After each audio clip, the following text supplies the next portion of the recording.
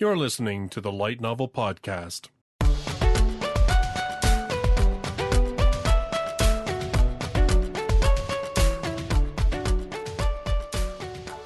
Visit us online at lightnovelpodcast.com.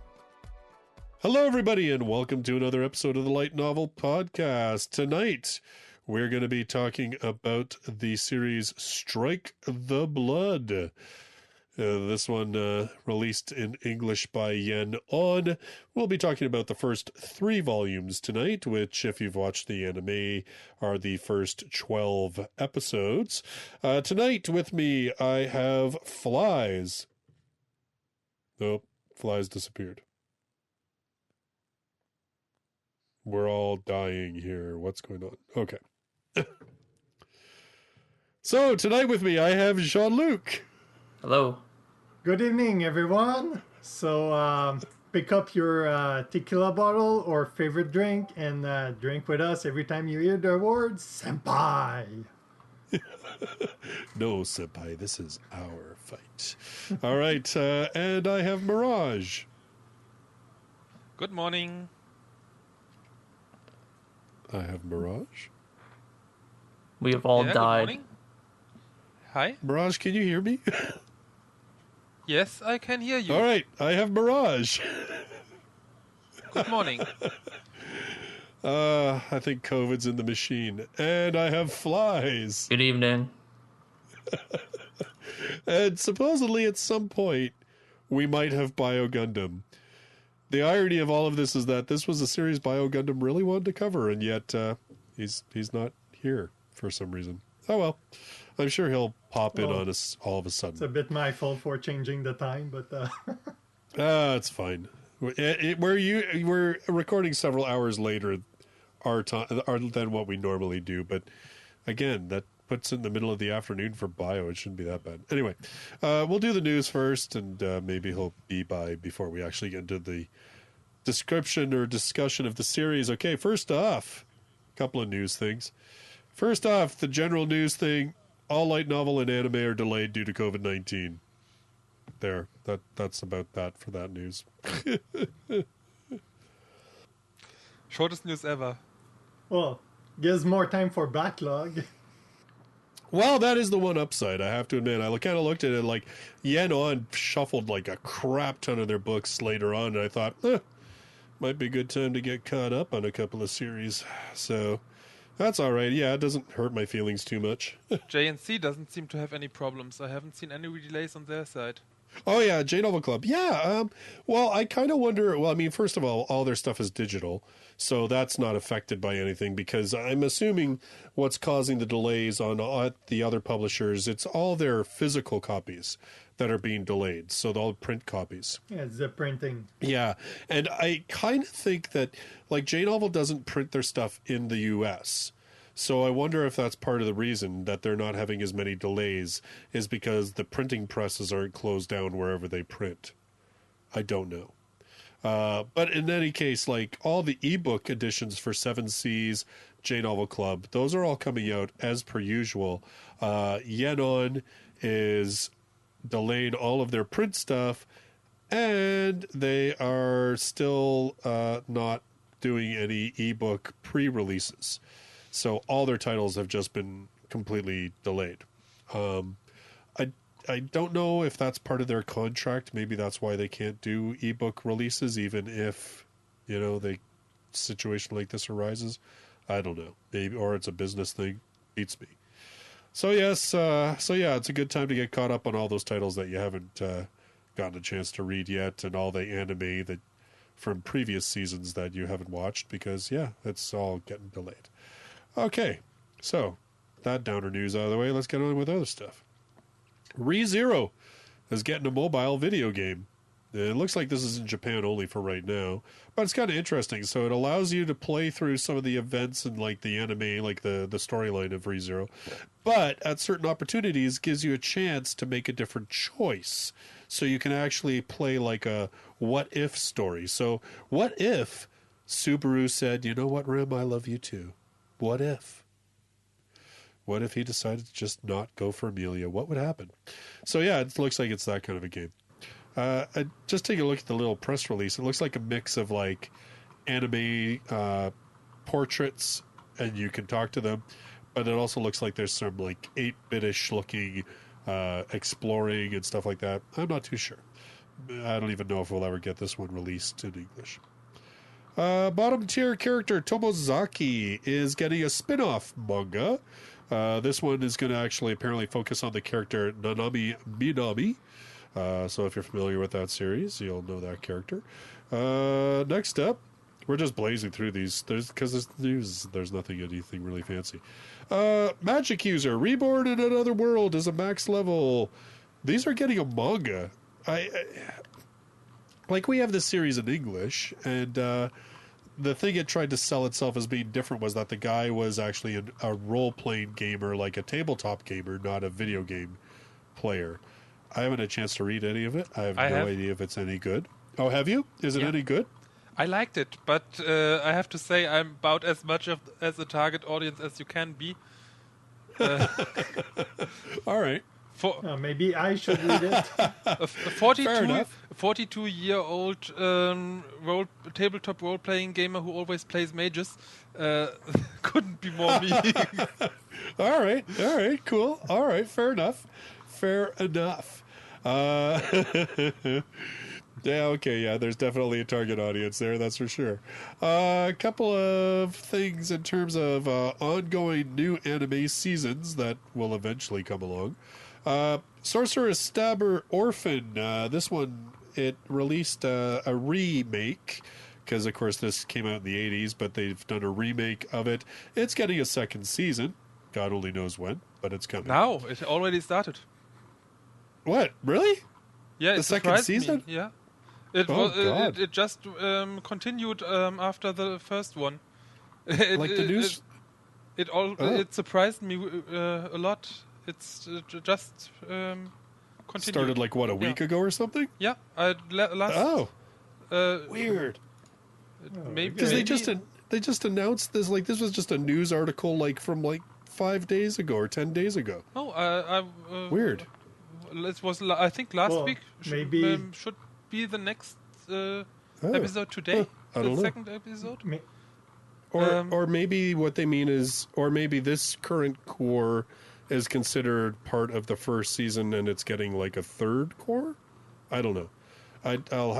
Yeah, or maybe since there's a lot of series being pushed back, they grabbed a slot, and since maybe they don't have to outsource any work, maybe it got done quicker. I don't know. Weird. Okay. I've never heard of a second season being announced halfway into a first season. Yeah, right? Like, that's bizarre. Yeah, it's weird. I don't know. I think the first season was announced for 13 episodes. Yeah. Well, maybe they just dropped it. Like, maybe they didn't tell anybody it was happening, and then here you go. I don't know. That's weird, though. Like I said, if it was like a news article from 3 months ago, I'd understand, but that's kind of weird. Anyway, supposedly, How Not to Summon a Demon Lord is getting a second season. Sometime in 2021 is what they're saying right now. We'll see if that actually happens, but, you know. That came out of nowhere. Yeah, that was kind of weird, and apparently that series gets even racier in its later volumes that second season would cover, so... Oh boy, yeah. That'll be interesting. I think they announced it because I think the light novels hit a sales milestone or something. Oh yeah, there was like some recent thing where they posted that, like so many million copies and stuff like that. Yeah,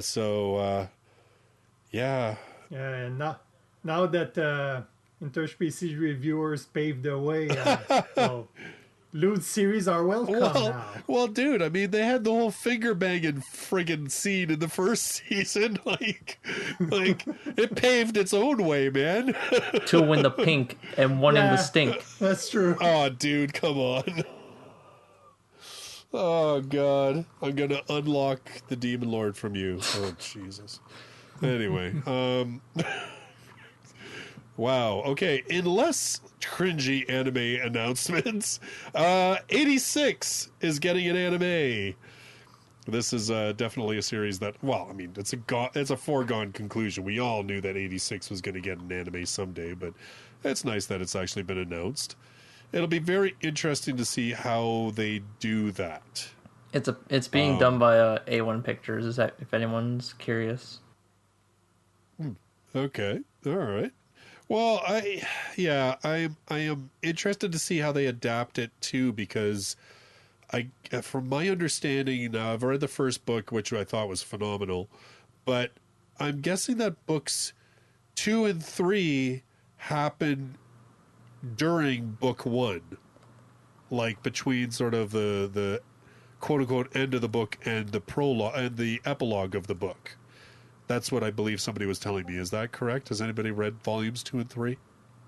I haven't read anything of that. I guess not. I'm just going to assume that what they're going to do is they're just going to adapt all the chapters of 1 and then skip the epilogue and do 2 and 3 and then maybe get back to the epilogue at some point. That's kind of what I'm thinking. That's what I was kind of wondering. Kind of like how Goblin Slayer adapted most of Volume 1, but then cut out the ending and then went back to the ending. Yeah, well, and I mean, it made sense, like, for as far as the journey of the character over that season. I mean, it made sense, but, well, you know, nonetheless, right? So that's getting anime. That's definitely something I'm looking forward to. Combatants Will Be Dispatched, the series by the author of Konosuba, is also getting an anime. That one will be coming out, I don't know, whenever they get around to it, whenever anime starts coming out again. But yeah, so that one's kind of an interesting series. So basically this quote-unquote evil organization that exists on Earth decides that they want to get resources and such, and they figure out a way to transport their agents to another world. And so it's all about this guy and his android sidekick who are sent to this other world to basically conquer it in the name of this evil organization. And then he finds out there's a demon lord there. This reminds me a lot about like the West Indian Trading Company. And ladies and gentlemen, Bio Gundam has joined us. Yeah, my clock said that like 11 p.m. for you guys is like 4 a.m. and I was just like, oh yeah, it's 3:30. I better jump in. You know, fucking time zone. Don't worry about it. It's all good, man. We haven't even gone through the news. It's fine. So yeah, it's I don't know. It was I thought it was entertaining. It was pretty cool. So then that'll be it for the anime. Now, 3 little things. Konosuba, speaking of Konosuba, is ending with its 17th volume, which is, I believe, coming out the beginning of May. So if you've been following that series. Sad explosions play in the background. So if you follow that series, that one's coming to an end. Also, The Devil is a Part-Timer is coming to an end with volume 21, which is supposedly releasing sometime in the summer. So yeah, 2 big series that have been super popular coming to an end. Last bit of news, this one just dropped yesterday. Cross Infinite World has licensed The Weakest Manga Villainess Wants Her Freedom. Oh, crud. I just realized that I've been reincarnated into my favorite manga as the first boss, defeated by the heroine at the start of the story. Worse yet, it turns out my fiancé is the strongest of the 4 Grand Magi, and the very villain who slanders my character as a disgrace on her deathbed. I'm out of here. This is the story of the weakest manga villainess who seeks out the slow life instead of the villain life. Was that the synopsis or the title? That was the No, the title is just The Weakest Manga Villainess Wants Her Freedom. It's a one-shot by an author who, oh god, what was this? Is it a one-shot because she's one-shot? Or is it a one-shot because it's licensed by Cross Infinite Worlds? Well, you know, it's a bit of both. I don't know. Yeah, I mean, it's a one-shot. The author actually has another ongoing series that, off the top of my head, I can't remember what the heck it is. But it's also an isekai series. But it's actually being published and has multiple volumes. This one was one that he did on So You Want to Be an Author. And so Cross Infinite World has licensed it. I don't know. It sounds kind of cute, but it's definitely that sort of, it's a Cross Infinite World title. So you're going to be shoujo, a bit of comedy, romance, that kind of stuff. So supposedly this week too, we should have some J-Novel Club announcements. And it sounds like, I believe, Seven Seas and Yen On are both intending to announce a few things before the end of April. So, by the end of April, we should all have a couple more new light novel titles to talk about. God only knows when they'll actually get released with this whole COVID-19 thing, but, at least we'll know they're coming. So there you go. All right, that's it. They'll be waiting in the store, ready to be they've got a giant warehouse just stacking up all these books to be released. No, they're not even doing that. The printing shops are closed. That's why they can't release them. So they can't even get them printed. Oh God. So that's what we were saying earlier, because J-Novel Club hasn't really announced any delays, and we were saying they're the only one who doesn't publish in the U.S. They have like an offshore printer, so I'm pretty sure that's why they haven't had to delay. Not 100% sure about that, because I just remembered, because I just finished Bookworm Volume 4 today, and I was curious to see when Volume 5 and whatever are coming out. Volume 5 is coming out on the normal 2-month schedule, so it's coming out in June. But then it says Volume 6 isn't coming out till November, which is like 5 months. So I feel like there is some physical delay even for J-Novel Club. There might be. I mean... well, they can only print so much. I mean, have you seen how expensive ink is? Jeez. And paper. Well, I think it's that should I think it could very well be that all of the publishers that announced delays, it was all to stuff that was going to be released over the next 2 months. Like I said, a lot of J-Novel Club's, a lot of Yen On's titles were pushed back. Like, there were a bunch that were supposed to come out in April. They've been pushed out back to the end of May. There were ones in May that have been pushed back into June or July. Seven Seas, one of their titles was supposed to come out in May, has now been pushed back into the middle of July. So maybe J-Novel Club does have some delays, but because they're a little further out, they just didn't bother talking about them because they haven't, they're not immediate. I don't know. They have read Bookworm, and now they have learned how to print the books themselves. Yes. Cheaply, yeah. All right. So that is it for the news. So we shall get into our discussion of Strike the Blood. Like I said, this one's released in English by Yen On. I don't even know, what volume are they up to now? I think last time I checked, as far as the Japanese releases go, last time I checked, it's about 20 volumes, maybe 21. Yeah, it's 21. Yeah, 21 in Japan. Yeah. I don't know what but they're up to what, 14 to 15 here, I do believe. Yeah, I think it's around there. Yeah, I think so too. All right, so a little behind, but not too brutally behind. This one written by Gakuto Mikumo, with illustrations by Manyako. This one tells the tale of an alternate Earth in which demons exist alongside mankind, and takes place on a man-made island where demons and humans cohabitate, and focuses on our main character, Kojou Akatsuki, who a couple of months ago inherited the powers of the most powerful vampire in existence, the Fourth Primogenitor, and has basically been doing nothing with it. He's just trying to live in his normal life. When all of a sudden this really super cute girl named Yukina Himeragi shows up and says, I've been sent by this organization called the Lion King Organization to be your observer. The circle of life, and it moves. That's the first thing that pops in my head is just the Lion King soundtrack. Whenever I heard it, that's the Lion King. I'm immediately thinking of be prepared. Hakuna Matata, my man. Hakuna Matata. In any case, Kojou, you're the one true king. Well, go kill your uncle. He might be at one point. We don't know. Yukina, anyway, has been sent by this organization to be an observer of Kojou and to make sure he doesn't get out of line. And if he does get out of line, she's been told to take him out.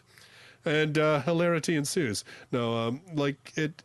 Well, like she's told to take him out, but it's not like the intended mission. But, well, yeah, she's gonna take. Like well, she's gonna be taking something out. Trust me.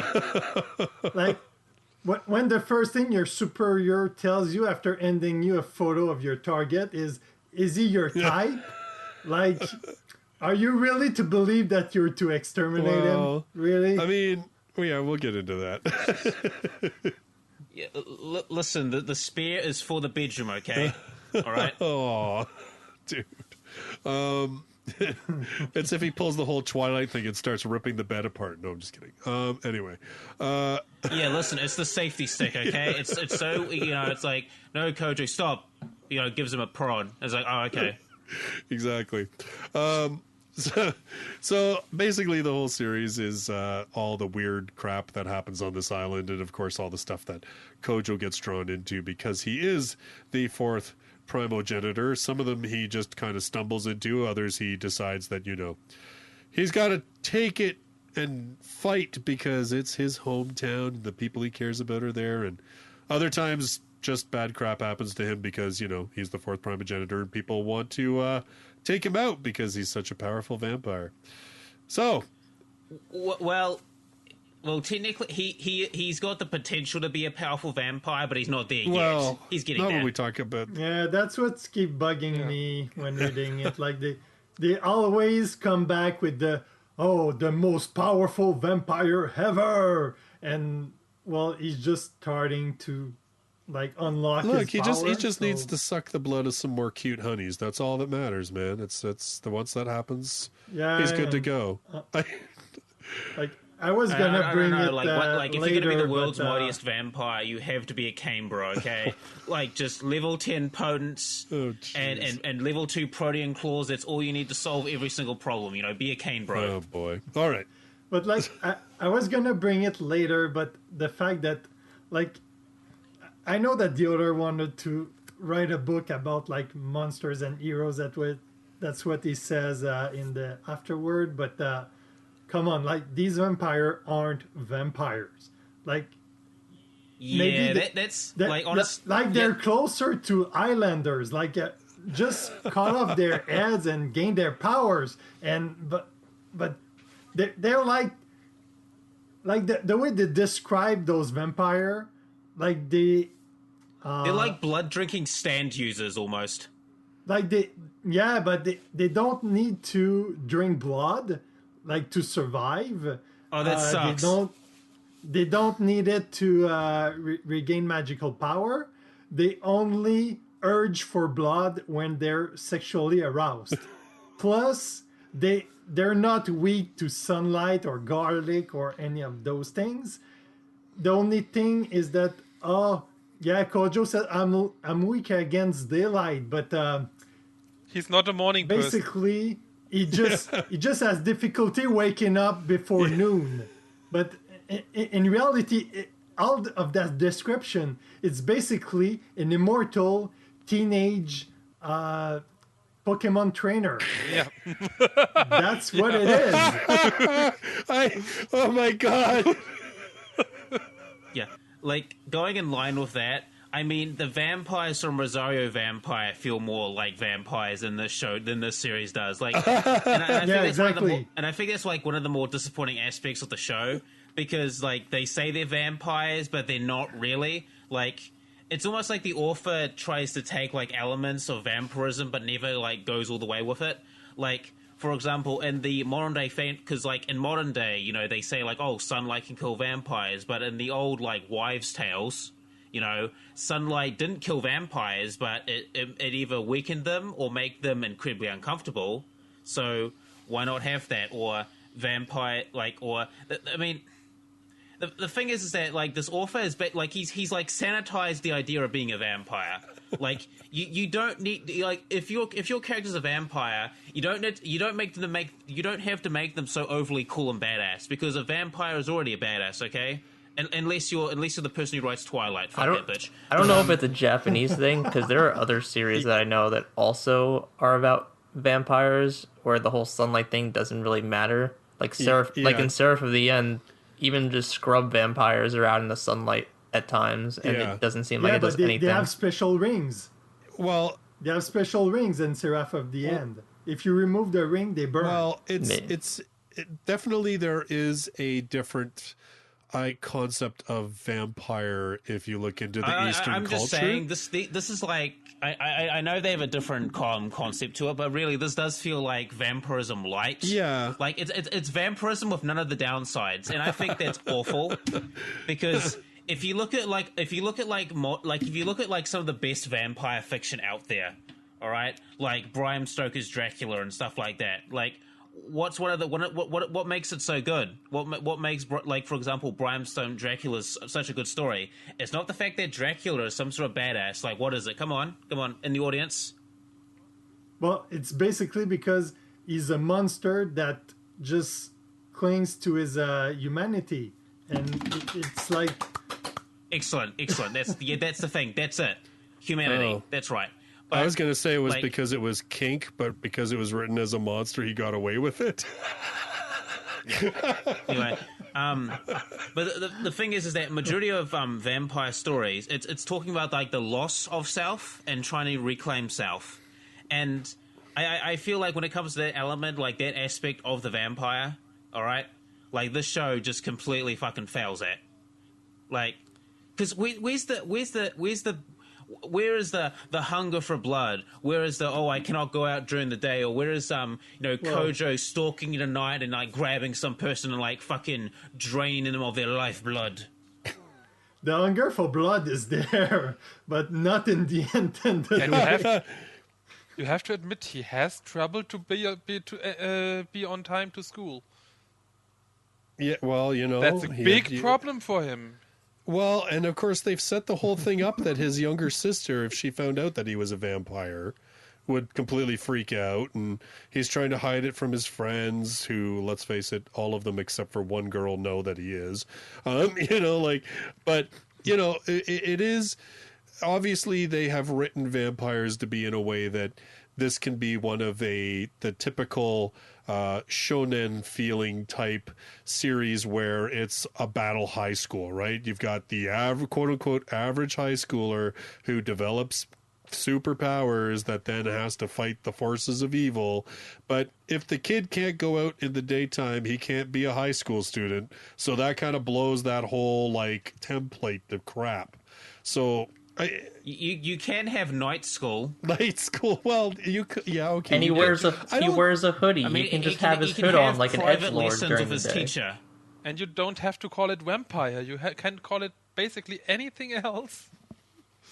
Well, okay. Couldn't they have made him a demon instead? Well, I mean, vampire sounds so much cooler. Plus, I don't know. Like, I think he'd be cooler as a demon. Because he has fucking familiars. Like, he could have been like a demon. Like, he could have been like a demon lord, even. that summons like magical familiars and shit. That'd been awesome. Yeah. I mean, you're right. Calling him a vampire, I think it's a very. I mean, look. Let's face it. The whole analogy is sex, right? It's all about teenage hormones and sucking. Like, come on. Absolutely. Right? So that's why he's a vampire, is because then he like can feel up half naked girls and bite them on the neck. I mean, it really is in a way kind of going back to Bram Stoker's thing, which it was like, I want kinky nibbling and stuff like that, but I can't get away with it in this society. So if I make him a monster, I can. Ta-da! And it's the same thing here, right? It's like, he's nibbling on girls' necks. The girls are moaning and gasping. Ah. It's like, I'm sorry. Yeah, but not even in that one. Like that's what kind of surprised me. Like so far in the first 3 volumes, every time it's mentioned that he needs to suck blood to activate his Pokemon. I will never see this series the same. Fucking Pokemon. Oh, shit. Anyway. But seriously, like every time it's mentioned that he's gonna suck, let's say Yukina's blood to get the first familiar, like it just cuts. Then you pick up the next chapter, and they're already a bit later. Like it's exactly like a sex scene in a like all age movie or. The least the author could do is give us details. You know that they did it, but they just skip over it. I want the details of his fangs piercing into her neck, and as the blood starts gushing out. Well, but normally, like, well, we said that it's not a normal depiction. Well, not a normal, but a usual depiction of vampire. But like usually, you would expect like the not the gore, but the dread that comes with being bitten, or maybe like the dread of biting someone and losing your humanity. But there's none of that. Like there's like one of my favorite mangas, Rosario Vampire. The main character, like spoilers, he starts turning into a vampire, like slowly, and he starts noticing or realizing that he's hungry for more meat and stuff. And there's a couple of times, like throughout the series, where he nearly tries to eat his friends. All right, because it's like the flip the switch, because he smells blood and shit, and he gets hungry, and he's just like. And like his switch got flipped, and then like it takes a while. Like, wait, what the fuck am I doing? This is my friend. Like, but in this series, they don't have that. No, there's not that part where Kojou starts diving into his like predatory nature. Well, I mean, you know, when Asagi gets a little close to him, he's kind of like gets the bloody nose and thing. Like, again, it's using a lot of the stuff that we see in other anime that has nothing to do with monsters, right? Like, how many guys get a bloody nose in anime and slice of life series when there's a girl that he sees her panties, or, you know, a cute girl gets too close to him or whatever. Like, it's a typical thing, right? I mean, it's kind of, again, it's incorporating sort of that slice of life stuff that we see all the time, and that sort of battle high school type thing, but throwing monsters a bit into the mix. I think it's more that the author, like, if you take a look at the political structure of this world, and I mean, it doesn't get crazy into it in the first 3 volumes, but I mean, it's certainly with like Vatler and stuff like that, you get some background. But it basically sounds like you've got 3 major vampires who essentially rule the world, the better part of the world, and that they've used, like, splitted it up into domains and all this kind of stuff.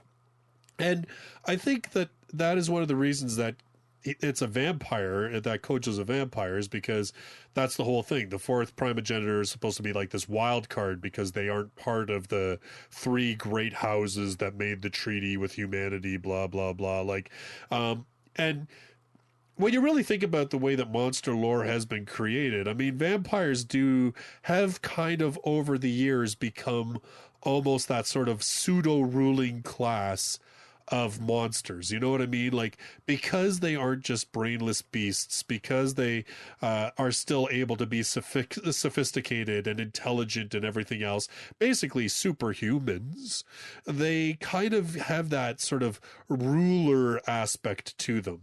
And so, and like that they would build empires and things like that. And so I think that that's kind of the main reason that we have this whole vampire aspect. And like I said, basically it's so that... And I think that part is fine, because, like, I know people say, like, oh, Kojou's not doing anything with his powers, but I feel like that's probably sensible for him at the moment, because he's 16 years old, right? Yeah. Like, if you were suddenly given the powers of a fucking demigod at 16 years old, like, would you... I'm pretty sure all of us would, like, if we got those powers, we'd probably want to live a normal life for a while, all right?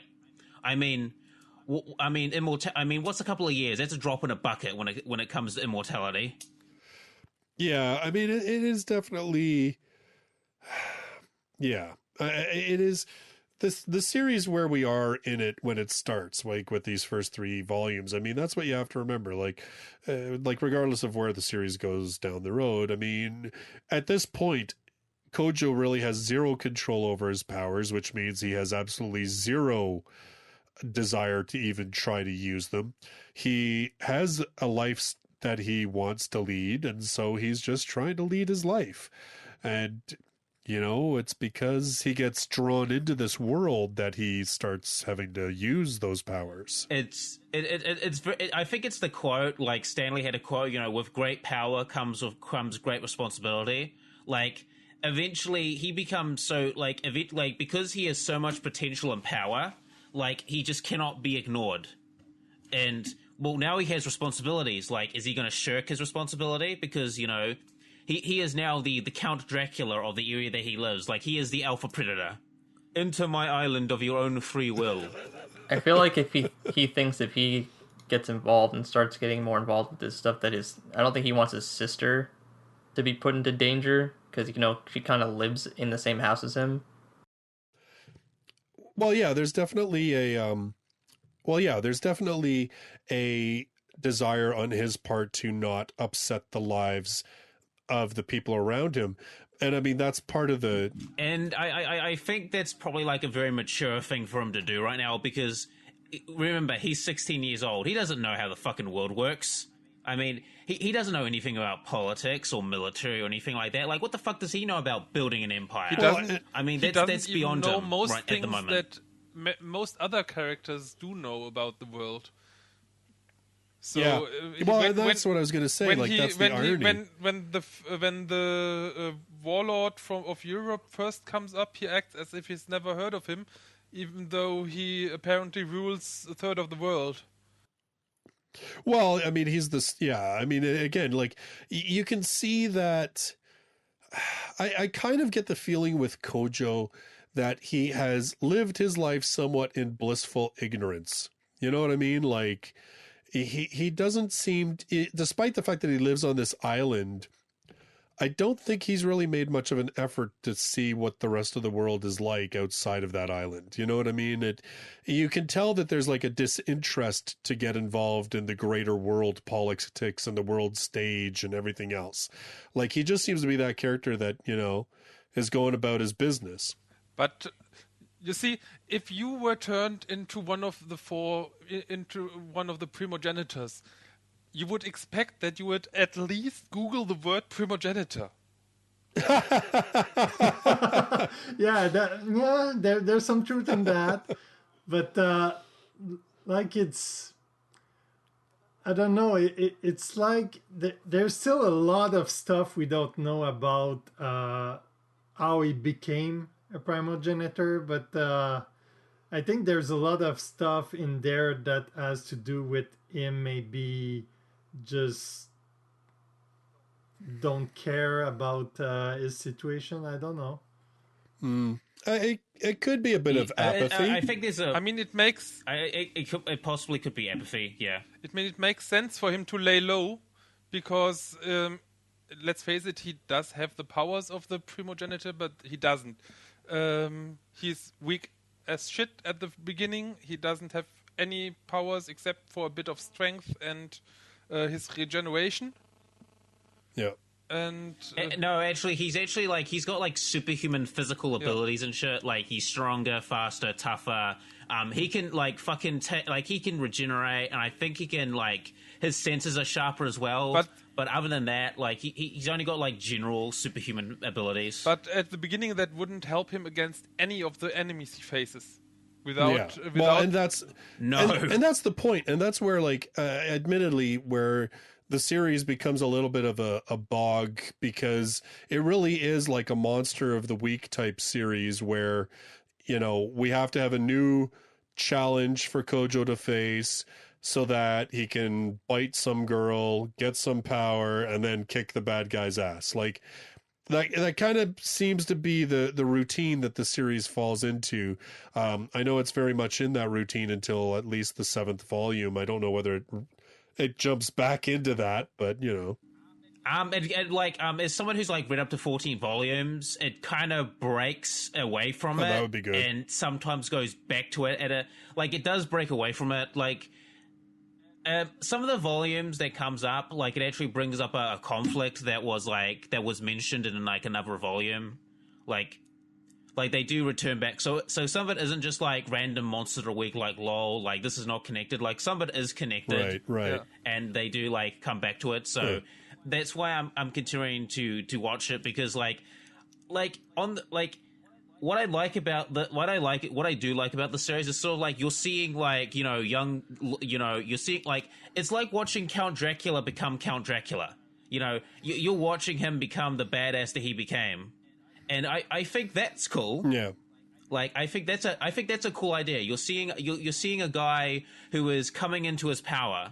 I mean, this is what he is now, but who is, like, what is he going to be in, like, 20, 100, 1,000, a million years time? I mean, yeah. But I mean, I think in the first volume, the antagonist is a homunculus that some priest cobbled together in a closed-down factory, and he gets his ass beaten by her.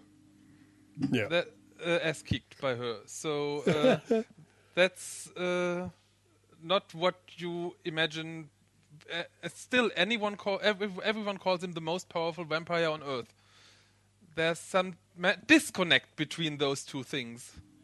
Maybe it's like propaganda. Well, I think it is, because remember, like, a lot of the people that it's false news. Yeah. It's fake news. Listen, all the 3 Primogenitors, they're all a bunch of trolls. They just want to make up this bullshit so Kojou's life is awful. So more people will come and fight him because they're bored. Well, but Dimitri, when Vatler shows up from the Warlord's domain, when Vatler shows up, he basically says that he knew Aurora, the actual Fourth Primogenitor, who then gave her power to Kojou, right?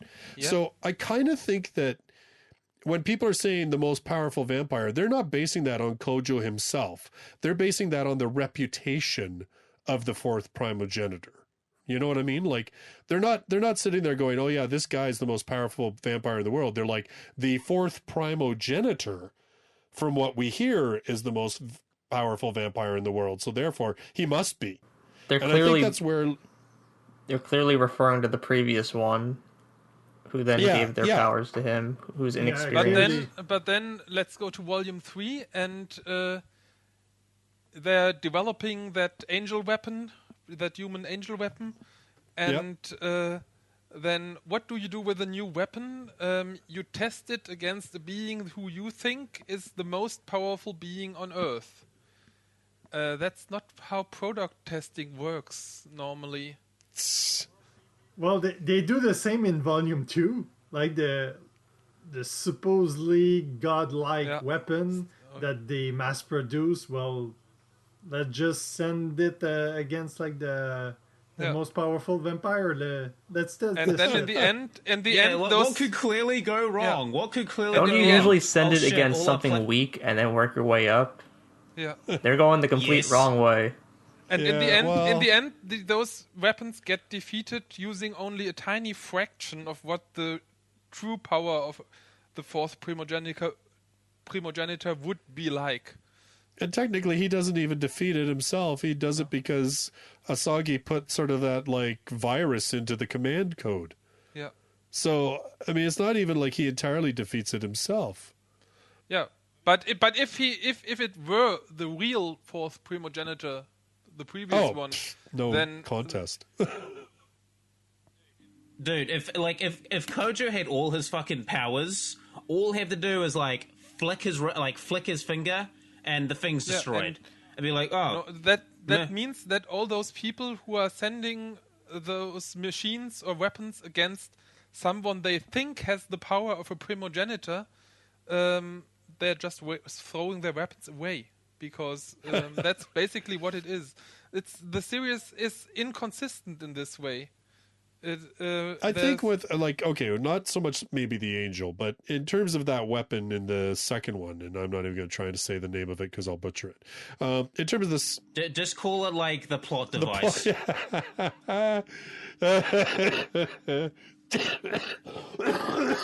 Pardon me while I die. Oh, no, Justus, don't die on us. I won't. Only the good die young. Anyway, in terms of the second volume with that weapon, I mean, I'm not disagreeing with you, Mirage, but I think my feeling with that situation was kind of like, the reason we got this weapon was because our idea is to take it to fight the warlord, the first primogenitor. Yeah. And so if we can't kill this fourth primogenitor right here and now, well, it's effing useless. So we might as well see if we can do it. I think it was just kind of like they had the opportunity to do it. Yeah. Like, it was kind of like, well, he's here, so fuck it. Full steam ahead, and Kojou destroys it, and they're like, oh, fuck. But you Like, they had no idea. You have a weapon that you think has a chance of killing a primogenitor. So you test it against a primogenitor that's nothing to you instead of the guy you actually want to kill. So I'm just saying, like, he was there. It was convenient. Plus, how else is he supposed to get his suck on with Yukina's friend if he doesn't get threatened by something bad? Because you see, the fourth primogenitor is the most powerful, so if they can kill the fourth with the secret weapon, then killing the first three is, like, no problem, right? Yeah, but if you can't kill the first, you won't even have... if you can't kill the fourth, you won't even have a shot at the first. Well, but that's the point then, because then you're like, well, that was a good plan, but it sucked balls because it didn't work. They didn't make spares. They didn't think ahead. They didn't think ahead. They made. Yeah, I do agree with Mirage that the idea of them throwing attacking Kojou with these like prototype weapons is, I think, a bit of a waste of resources, especially because Kojou is basically like the 100 level boss, right? He's like all these opponents, they're like level 1 crooks, and he's like the level 100 boss. Well, I mean, he's not at the point that he faces them all, but again, they don't know that, and I think, and you're right. Like you're right. That is the inconsistency, especially in these early volumes where it's like, everybody's making him out to be this thing, and then he's not. But what I think what I find interesting though is you can at least see that in terms of the Lion King organization, you can at least see that they seem to recognize that Kojou's not that powerful, because otherwise we wouldn't have set Yukina on him. That's the point though, right? Like, because we find out like that his buddy Yaze is actually working for. Well, he seems to be working for everybody. like he seems to be working. Dude, he's like Tsuchi Mikado from a certain magical index. Like he's just working for everybody. He's connected to frickin' everybody. He seems to be connected to the Lion King organization. The friggin' he probably works with the three promogenitors as well. Oh god! Like he probably like hangs out with them during the weekend. This series, like he go like, listen, the Warlord is such a chill dude. Like I go play pool for him on Sundays. He's like, oh, how's your buddy Kojou? Oh, he's good. He's like, this series feels like it takes a lot from Index. It does. It does. Even the setting, like Itagami Island is basically just Academy City, but an island, and instead of Esper powers, it's like monstrous powers and magic. Yeah. But they still call them. But Demons. they still call them Espers, don't they? At one point, like they say Yaze's. I think there is. I think Yaze is an Esper or a type of Esper. Yeah, because like his like everything that's not a monster that has power is an Esper. But so far, I think just Yaze is one. Well, Yaze, and technically, I guess Yukina would be an Esper because she can do all those sort of moves and stuff like that, right? Yeah, I think that's called martial art. No, well, it only seems like magic for us. I know. She could be genetically engineered. Well, like they're trying to make like these genetically engineered super soldiers that they're going to use to fight the promogenitors. Oh, shit. Yeah. Just this army of like middle schoolers. They call them senpai, and the first warlord and the first promogenitor is like, what the fuck is this? but my getting back to sort of what I was saying, like, so we get the impression that Yaze is actually the guy who's been tagged to keep an eye on Kojou, and that Yukina is intentionally meant, like the Lion King organization hasn't sent her because they think she's going to kill him, or that they even think that she's going to watch him. They're like, you're cute. He's going to bite you and become stronger. And then you at one point might even become his wife. Like it's almost seems like the Lion King organization, despite their mission that seems to be to uphold the treaty, it almost seems like they're trying to, now this is just me theorizing because I haven't read beyond obvious. the 7th volume, but my feeling is that the Lion King organization is kind of trying to position itself that by using Yukina to get her with Kojou, they're trying to weaponize Kojou as a tool against like the other primogenitors. Like I said, like he's the wild card. So they're like, if we can get him under control by being in love with this girl who's on our side, then we're in the good. So they seem to know that he's not super powerful yet. if they figure that, he's going to be... And it actually, the add to that, like, when, like, Vatler meets, like, Kojou for the first time, and you see this throughout the series as well, like, the vampires, like, they seem to address Kojou with, like, a level of respect and almost, like, fear. Like, Vadler says, like, oh, thank you for welcoming me to your domain. And Kojou's, like, taking it back. It's like, wait, what? Like, I have a domain? It's like, and Vadler's like, yeah, you're the fourth primogenitor. This is your home. I'm asking, I'm thanking you for letting me to haven in your domain. And and also that whole trope plays in with vampires, because what does Dracula do? Like, if you're invited to Dracula's house, you're fine. If you're not invited, well, you go missing. And I find it funny how the vampires seem to respect Kojou more. Even though he's incredibly weak, it's almost like they respect the office and than anything else. Yeah. No, I see what you're saying. Do you notice that? Yeah, definitely. There's definitely that aspect to it. And, like, I mean, again, like, Vatler is a weird character, right? Because, I mean, he almost seems like that, like, you're never sure whether he is toying with Kojou, whether he actually is kind of, having gay tendencies for Kojou, or whether he only loves Kojou because Kojou has the blood of Aurora, who Vatler was supposedly in love with. His whole relationship. Considering how old Vatler is, I'm pretty sure it's like a mix of all three. Could be, because one of the if you play Vampire the Masquerade, like, one of the problems that, like, elder vampires face is ennui. Basically, they get bored. And so they have to continuously, like, keep spicing it up. Well, like, we know keep that. Rivals alive just because those rivals make them feel something. Well, we know that's the case with Vatler, because basically that was why he allowed that whole terrorist organization to get a hold of the weapon in the second volume, right? That part of the reason was because he wanted to fight the damn thing.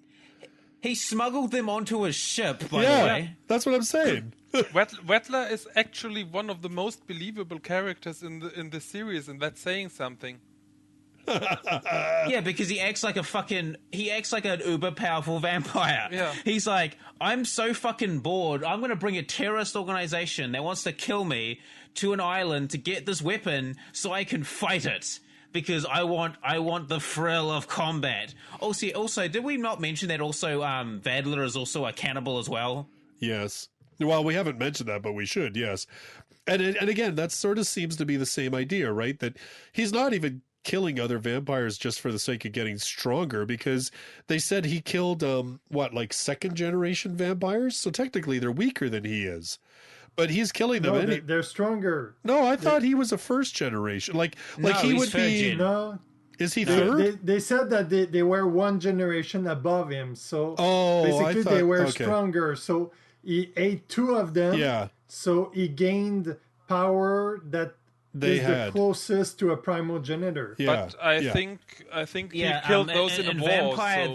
in Vampire, like, basically, like, if you're, like, in Vampire the Masquerade, you have the first vampire, which I guess you could say in Strike the Blood is like a primogenitor. And then, like, that vampire turns other people into vampires, and those become second gen, and then third gen, then fourth, then fifth, and eighth, and sixth, and eighth, and seventh, and 11th.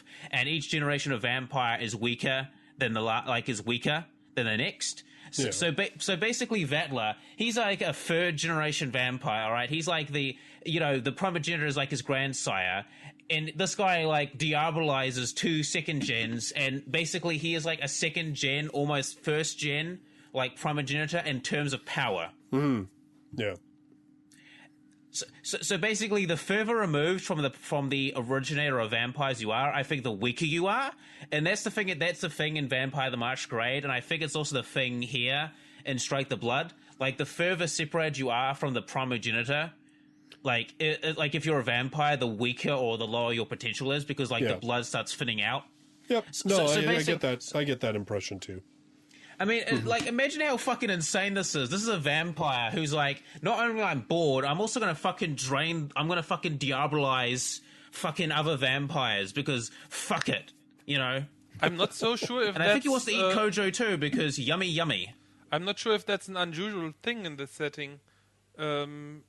Nobody seemed to see it as very unusual. They just said that Butler managed to kill other vampires in that war they fought, but nobody was particularly upset that he did it. No, I don't get the impression that I think as long as you stay, if you're fighting guys outside your faction, you're okay, and you're not breaking laws and treaties and stuff like that. Like, I kind of get the feeling that the whole treaty and everything else, that is the point where Vatler's like, man, I got no fun anymore. So, I mean, that's he's where... like, come on, Kojou, fight me, Kojou. Come on, I'm on your domain. I've got a boat. Come on, fight me. Ole, ole, oh, toro, toro. And Kojou's like from his basement going like, no. And Vatler's like, shit. I've got to fucking make more shit happen so he'll fight me finally. And I can get my fucking first generation snack. That's probably why the Primogenitor, they want Kojou to step up to stir like new wars and like conflict. Dude, if Kojou went on like a diabolizing spree, holy fuck, that'd be terrifying. Just him like fucking eating everything, like the Semitsi antediluvian, just like fucking absorbing everything. Oh, that'd be awesome. I'm not sure he will.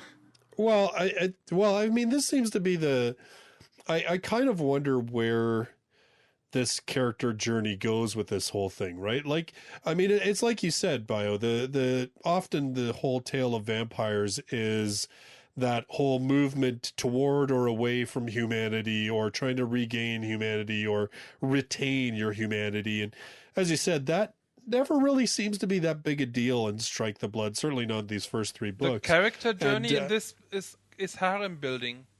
That's what I was going to say. Like, it seems to be the more superficial. The brides of Count Kojula. Like, wow. But you're right, though. But true story, though. I mean, it does seem to be the whole idea. It does seem to be about two things. It's about Kojou getting stronger, getting his abilities, and it is about him building his harem, his extensive. And that's, like, I mean, we're what, 3 books, and there's already what, 4, 5? Yeah. 4 girls, and 2 of them are related.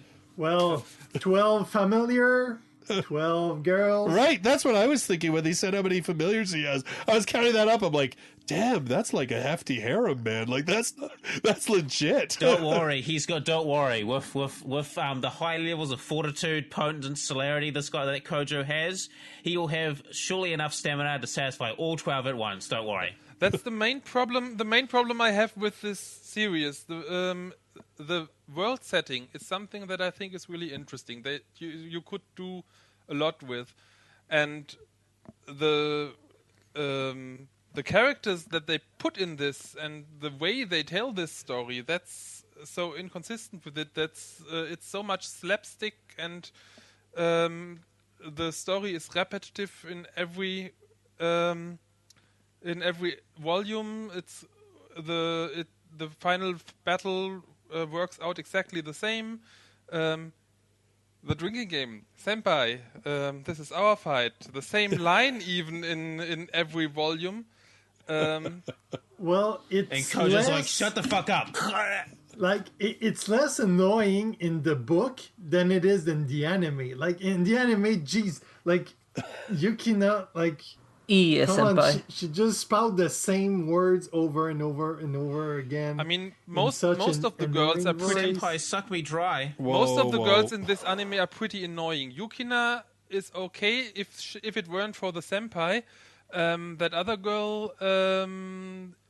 Asagi, the computer nerd?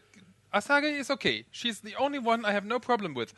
Asagi, but Sayaka...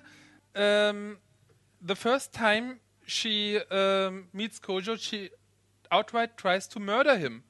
Having never met him before and putting 1,000 innocent students at risk by fighting a primogenitor on school grounds. Sounds like a best girl to me. She just she tries to murder him, and without any warning. That's and by the end of the book, we are supposed to buy into the fact that she's turned into. He sees her as a friend, I can't buy that someone who tried to kill me fucking days ago is not my friend, no matter what happens. She showed him his shoulder blades and let him suck her blood. It's all good, man. It's Yeah, a bonding I moment. find that really weird. Like, they say the Fourth Primogenitor can, like, level cities with just a flick of the wrist. Like, do you really want to threaten this guy? Because it was the same, because I think, because if I remember correctly, the familiars can also activate, like, automatically as well. Yeah. Like, Vatler literally said that, like, oh, if these terrorists come and attack me, you know, and they threaten my life, oh, you know, my familiars might, you know... It does in the might first attack, volume. and, Like, you know, the city might be Regulus leveled. comes out automatically to protect Kojou. Like, Yeah, it does. Yep. Yeah. No, it's true. It does. Like, what happens if that was, like, in the middle of fucking public with, like, innocent pedestrians? And in the middle of fucking public is where Sayaka attacked him. In the middle of Right the at school. high school. Yeah. Yeah. And then people see us as like, hey, why is there a fucking thunder lion coming out of fucking Kojou? Oh my god, it's Simba. I love how they write, oh, like a pipe exploded or some shit like that. I was like, what? Come Dude, on. they covered it. Listen, it was a gas explosion, okay? No, I like, and again, you're absolutely right. No, Mirage, like, you're totally right. There is a lot of inconsistency in this series, and then again, I think it's that. I think it really is that idea where, as you said, the author.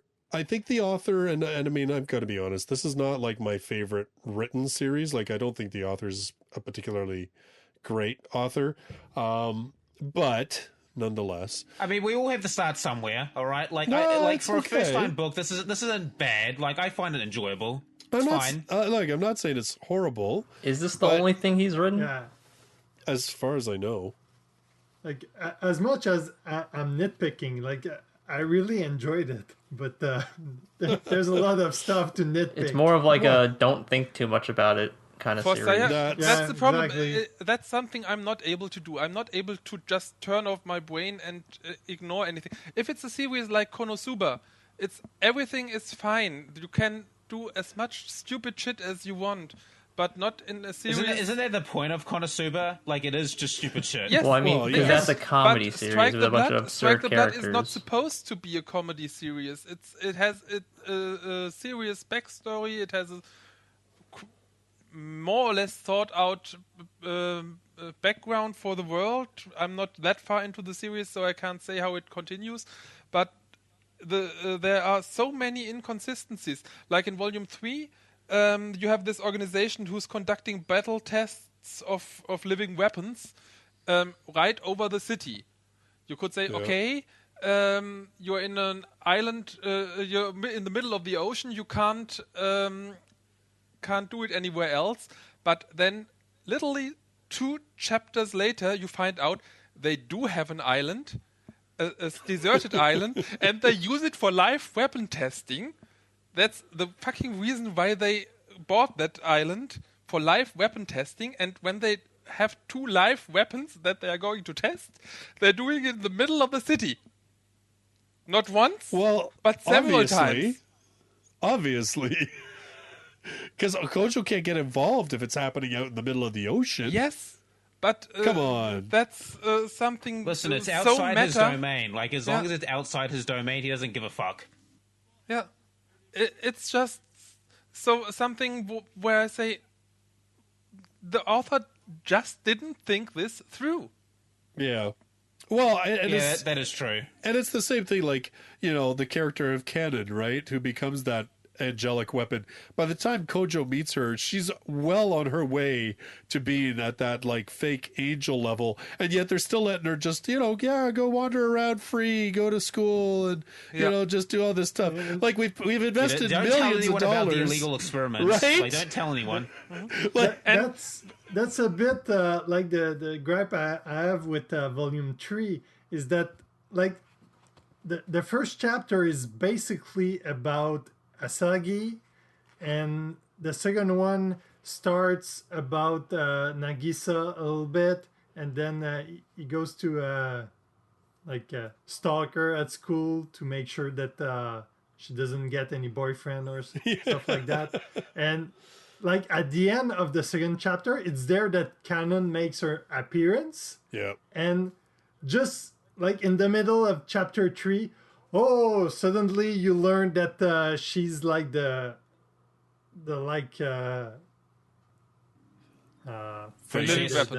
test weapon, the human test weapon. But like, I would have seen maybe if at the end of the volume you learn that she's the test weapon, she's supposed to be his enemy, where all of the volume you get to know her and you get attached to her. Same thing with like you develop a dynamic between the character, but not like she's been there for like maybe 30 page. Yeah. And about the thing we said earlier about sending weapons against enemies, that's even worse in the third volume, because they want to sell those angel weapons, those living weapons. They want to sell Kanase.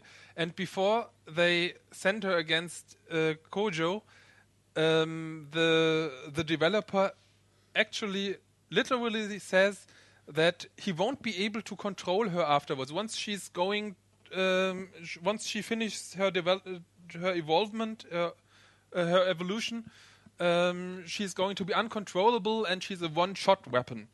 So you take the finished product of all your research, the one that survived all those battles, and that you know you won't be able to reproduce because she's the best one, the only one who has the bloodline that's necessary, and you throw her away on a test. You can't sell her any after that.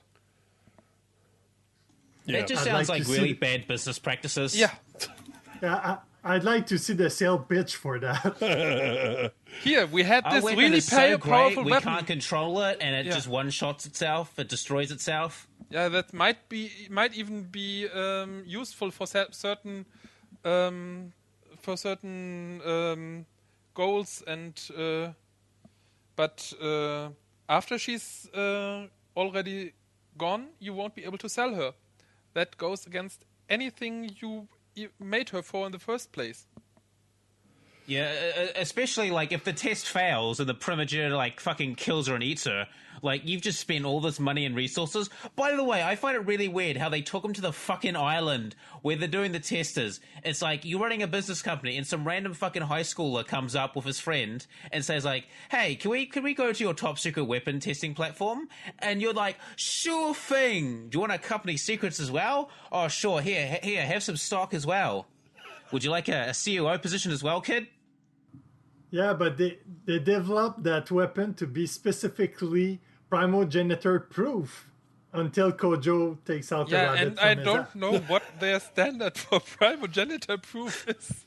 He fucking, they took him to the island. They literally took him there.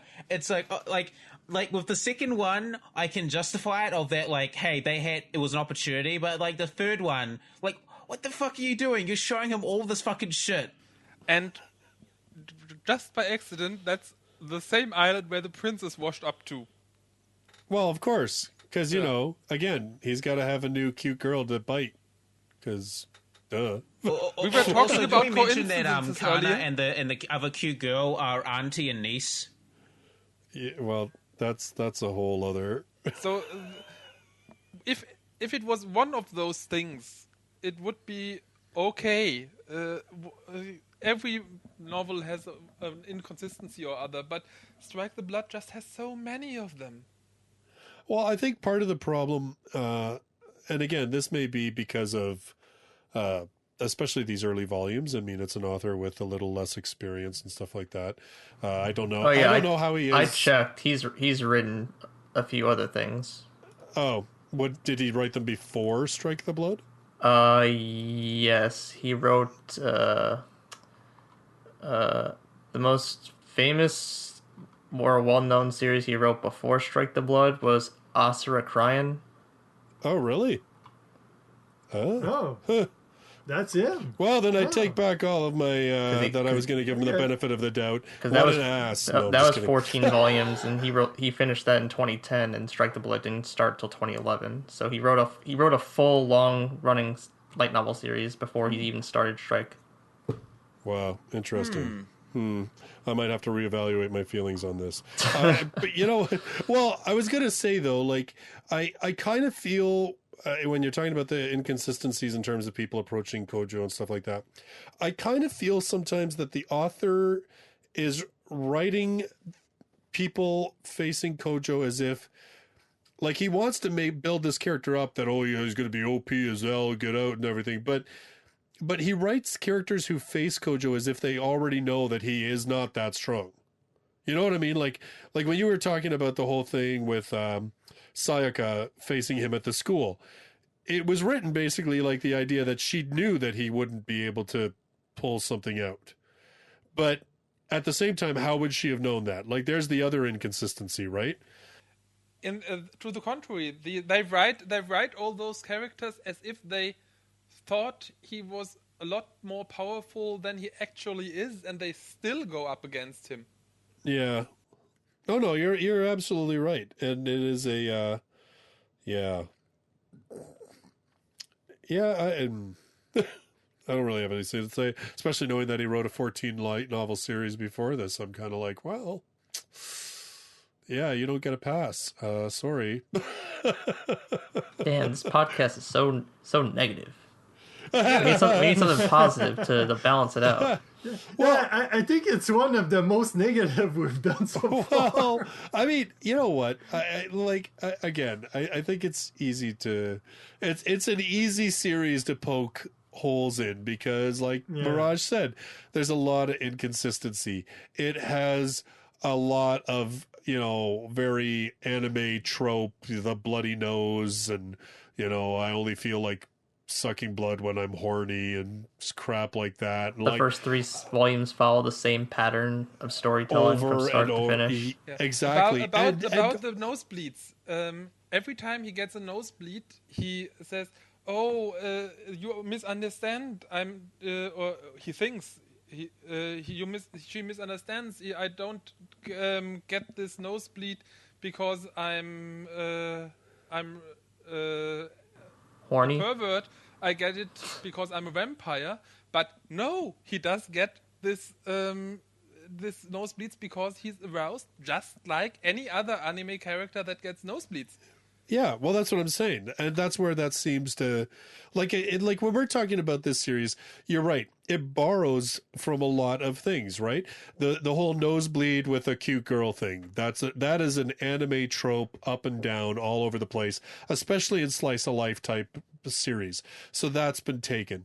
Like you said, the whole idea of Index. I mean, my God, Index had fake angels and talked about leveling up espers to super levels and almost godhood and all this kind of stuff. And a lot of like gratuitous references to like Christianity, Judaism, Islam, and all this stuff. Like there's a lot of like references to that shit as well. Yeah, like a lot of theology. Again, Itagami Island is a man-made city / island, whereas in the same thing, Academy City was like this creation to house these things, and like it borrows very heavily from a certain magical index. We could probably go on and on about all the different areas that this thing sort of steals from, but and so it does kind of feel sometimes where you're like, I'm not too sure what I'm reading. I didn't mind the anime so much because at least it was well animated, and it was popcorn. What was a popcorn series that you could watch, but if you read novel, then it's just so much harder to turn off your brain. And this is it. This is the thing I was going to say actually that I found kind of interesting. So obviously I read up to the end of volume 7, but it was a couple years ago that I read them. So today I thought, you know what, to refresh myself, and because I've never actually done it, I'm going to watch at least the first 12 episodes of the anime so that it's going to cover what we cover here. You didn't do that? Yeah, I did that. I did that all in one shot. Why? Why? What's wrong, John? Well, because like I rewatched like the first 2, and like I've watched them like over 10 years ago. So, and I thought that it didn't age that well. Oh, I didn't think it was that bad, honestly. And in some ways, I actually thought that it, and this kind of goes to what Mirage was saying, I kind of actually thought that so many light novel series, when we see them in anime format, we're like, man, the light novel is so much better. But I actually found that I was like, I kind of think this series might work better as an anime because for one thing, I think it goes a long way when, let's face it, it's a harem series. When you can see the harem girls with cute facial expressions and the reddish cheeks when they get embarrassed and all this kind of stuff, it makes them a lot more endearing when you're just reading about them. The other thing that I found when I was reading the book, and I mean, it's obviously in the anime, but I didn't find it. Are you gonna talk about how the freaking author just explains everything God. like this? Yeah, like the author from If Weta does the same thing. Yes, he does the same thing. Yes, and in fact, I find it more annoying. Which thing are you referring to again right now? Like that whole thing where it would be like, he would tell you something obvious, and then, he'd spend this time to tell you something obvious that you would know, and then he'd be like, it was Yukina. And you're like, no shit, it's Yukina. I know it's Yukina. Everybody in the world knows it's Yukina. I've sneak peeked at all the volumes, like all the volumes of Japan. She is on every single cover. Well, yeah. So, that's not unoriginal. Well, there's plenty of other series that have the main heroine on the cover of every volume, too. Well, and I don't, again, I don't, that doesn't matter, but it's just, the writing of it is a little, sometimes it's a little bit too much talky. Yeah, I mean, why I brought up the cover is that basically, oh, this is Yukina. We know who Yukina is. Yeah. All right? Yeah, we don't need you to describe this girl and then reveal that it's Yukina. No kidding. We know. There's only one damn chick in this show that's carrying a spear around in a guitar case that Kojou sucker blood. I know who she is. But anyway, the other thing that... Do we ever see the guitar case on the cover? I think for one or two of them I'd have to check, but I'm pretty sure we do see a guitar. Maybe. Guitar. Anyway, whatever. It doesn't really matter. But it's kind of like there's other series where every single volume they feel the need to tell you, so this person is the main character. They did so and so, and now they did so and so, and they ended up in so and so circumstances, and like every single volume, as a recap. Rise of the Shield, the Rising of the Shield Hero did that brutally. Oh my God! When it got into the second or third volume, 30 pages of recap, I was like, oh my God, this is worse than a recap episode in anime. But they add slight new information into it, so you kind of have to force yourself to read it. Yes, just like when you're watching the recap anime and they put 3 minutes of new material that you'll be lost if you don't watch it. And you're like, sons of bitches, I don't want to watch this crap, but you're making me. Yeah, but worst thing is when you're reading a recap, you put effort in reading it. When you're watching a recap episode, you can just do if a scene looks similar, just skip through it. Yeah, exactly.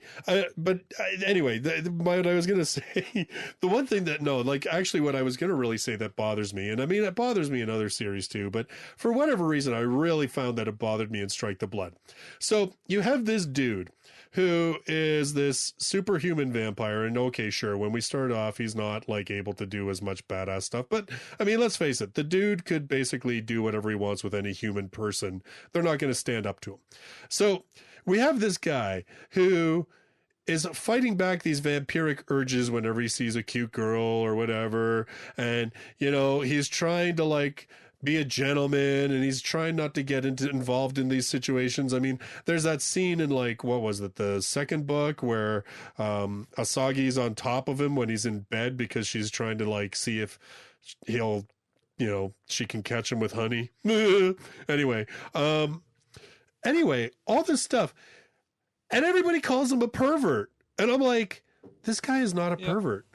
Like he does. He's like the polar opposite of a pervert. I get. It's an anime trope. I know it's an anime trope, but it's so annoying. That gets old after the first time. So yes, and then but it keeps coming up all the goddamn time, and which is like especially like it's funny with like Yukina and Asagi, since half the time they try and come onto him. Right. And then the other half of the time, like, you've let this guy drink your blood, you've slept in the same house as him, alright, you guys have battled together, and you still keep calling him a pervert. Yeah. Right? It's like the equivalent of like a male character taking a bath, and then the female character walks in on them taking a bath, but then they get embarrassed and start throwing stuff at the main character.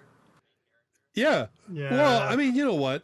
But again, like that, you know what? That's one thing. But that's basically like, you know, he walks into his sister's room and they're like, and sees Yukina in her underwear and stuff. And she's like, "You're a pervert." And he's like, and I'm like, "Lock the goddamn door." Japanese people don't believe in locks. What do you? I mean, but anyway. Question for Bio. Is that getting any better in the later books? Or is she still calling him a pervert? So in later books, they definitely toned it down. Oh, good, because holy crap, it's annoying in the first. It does come up a few times, but it comes up much less. Oh, good. I mean, it's not but like it's I'm mostly going for to like new read any characters of them, being introduced to him. It's nice to know. Yeah. So it's not a book by book case. I did not find that as annoying in the anime as I did reading it.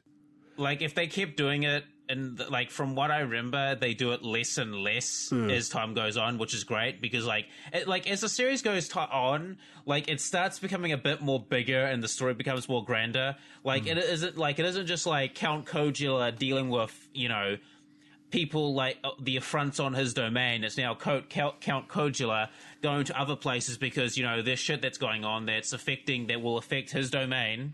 And, you know, Count Kojou will not stand for that. He's like, serve me in death or serve me in life. Yeah. Well, I mean, I found, like, that was the other thing when I was reading the book. And, you know, every girl, like, getting all butthurt because of this, that, or the next thing. And it just, I don't know, it kind of annoys me. But like, it's funny because, like, in other volumes, like, you'll have people that will come on to him and basically wants to become, like, his servant or mistress or whatever because he's the fourth primogenitor. Because even though he hasn't got, like, his full powers yet, like, he will get there. Like who's to say in, like 20 to 30 years, or 100 years, he won't become someone influential because it's gonna happen regardless. I mean, 100 years will be too late for many powerful of the vampire. harem. Like, what's that, Mirage? Repeat. 100 years later will be too late for most of the harem. Well, not if he. Yeah, but like to add to what Justus was saying, maybe half an hour ago, something like that, like about the Lion King agency. Like, I think that basically they sent Yukina to him because they foresee that he's gonna be important and they want someone there to represent their interests because they're governmental association.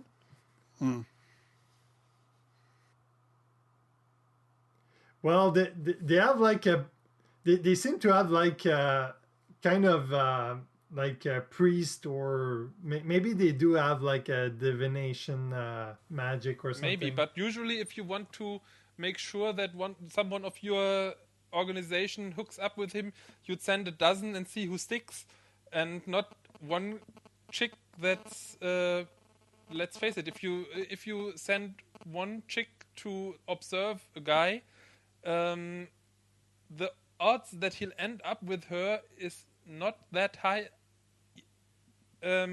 except if you're in an anime or in a light novel. Well, of course. But you know what's... I'm going to put something really creepy out here. But, jeez. But I'm going to do it. Because, you know... Have you noticed how similar Yukina looks to Kojou's sister? Oh, God. Oh, yeah. no. I'll admit that I watched the anime before I read any of the books years ago, Yeah. And if it wasn't for them having different eye colors, I would sometimes mix them up. Right. Like if Nagisa wore her hair down, didn't have it in the ponytail all the time, and had the same eye color, she'd damn near be the exact same character. Yeah, and they have the same uniform. Yes. So I'm just saying, I'm just putting it out there. We know that Kojou's protective of his sister. Maybe the Lion King organization was kind of like, you know what? This guy's a siscon. No, Yukina is a clone. Oh God! Oh God! That's The Clone Wars. oh, that's fucked. But like back to the thing I was saying, like, you know, like power attracts power. Like Kojou is influential now, but who's to say that others will not seek him out, like when he's getting there? Because like say for example, Kojou does start building his kingdom. Like what's he gonna need? Oh, he's gonna need advisors. He's gonna need helpers. It's like, oh, I need a military who's gonna command my armies for me when I'm not taken to the field myself. Like, you know, like these people will gather towards him, and the Lion King organization's like, oh, like he isn't powerful now, but eventually he will be at some point, because, you know, eventually he will start gathering allies and comrades and connections. And you see that like later on in the books, like where he starts making friends with people that are in pretty decent positions of power. And I'm almost like, you know, if he starts like becoming the fourth primogenitor and he starts becoming like a lord of the land, you know, having those allies are going to be very useful for like establishing his domain. I mean, it's not even later on. It's just in the first 3 volumes. He has one of the most powerful attack mages of the country, the princess of a foreign country, and the second in command of another primogenitor. Everything he needs. Yeah, I really hope it doesn't affect Sayaka to any important department. Listen, she'll be the housekeeper, okay? Wow. I'm not sure she can even do that. Oh man, she's not that bad a character. I mean, listen. No, but who believes that standing next to a person will get you pregnant? Like, I'm not saying seriously. Look, dude. That's what. Okay, let's not pretend that she's the only right? character in light novel history who doesn't know the concept of pregnancy. No, okay, not in light novel history, but in that light novel, yeah. Well, I mean, okay, but at the same time, I see, and again, when you read it in the book, you get one feeling of it. When you watch it in the anime, you kind of feel like she doesn't really think that. She's just saying it more as like a snark. You know what I mean? Like, and that's kind of what I mean. Like, I think this one works fairly well as an anime. Yes, you're right. The whole "no senpai, this is our fight" is way more noticeable when she's saying it every 4 episodes as opposed to every 200 word, 200 pages. It's a little more noticeable, but but in terms of like the fight scenes, like I said, it feels like the characters are a little bit more, you can relate to them because there's more of because you can actually see them, their facial expressions and stuff like that. Like, it felt to me like I thought it was worked. I think the action of the series is decent, and I like the freaking familiars. Like, if I remember correctly, all 12 of his familiars are like based on like the Western Zodiac, if I remember correctly, or like they're loosely based on it. Oh, I don't know. I thought they were named after constellations. That could be. I think they're named. I think they're named after constellations, but because I think I read somewhere that like some of they're like, I think they're different words for like the Western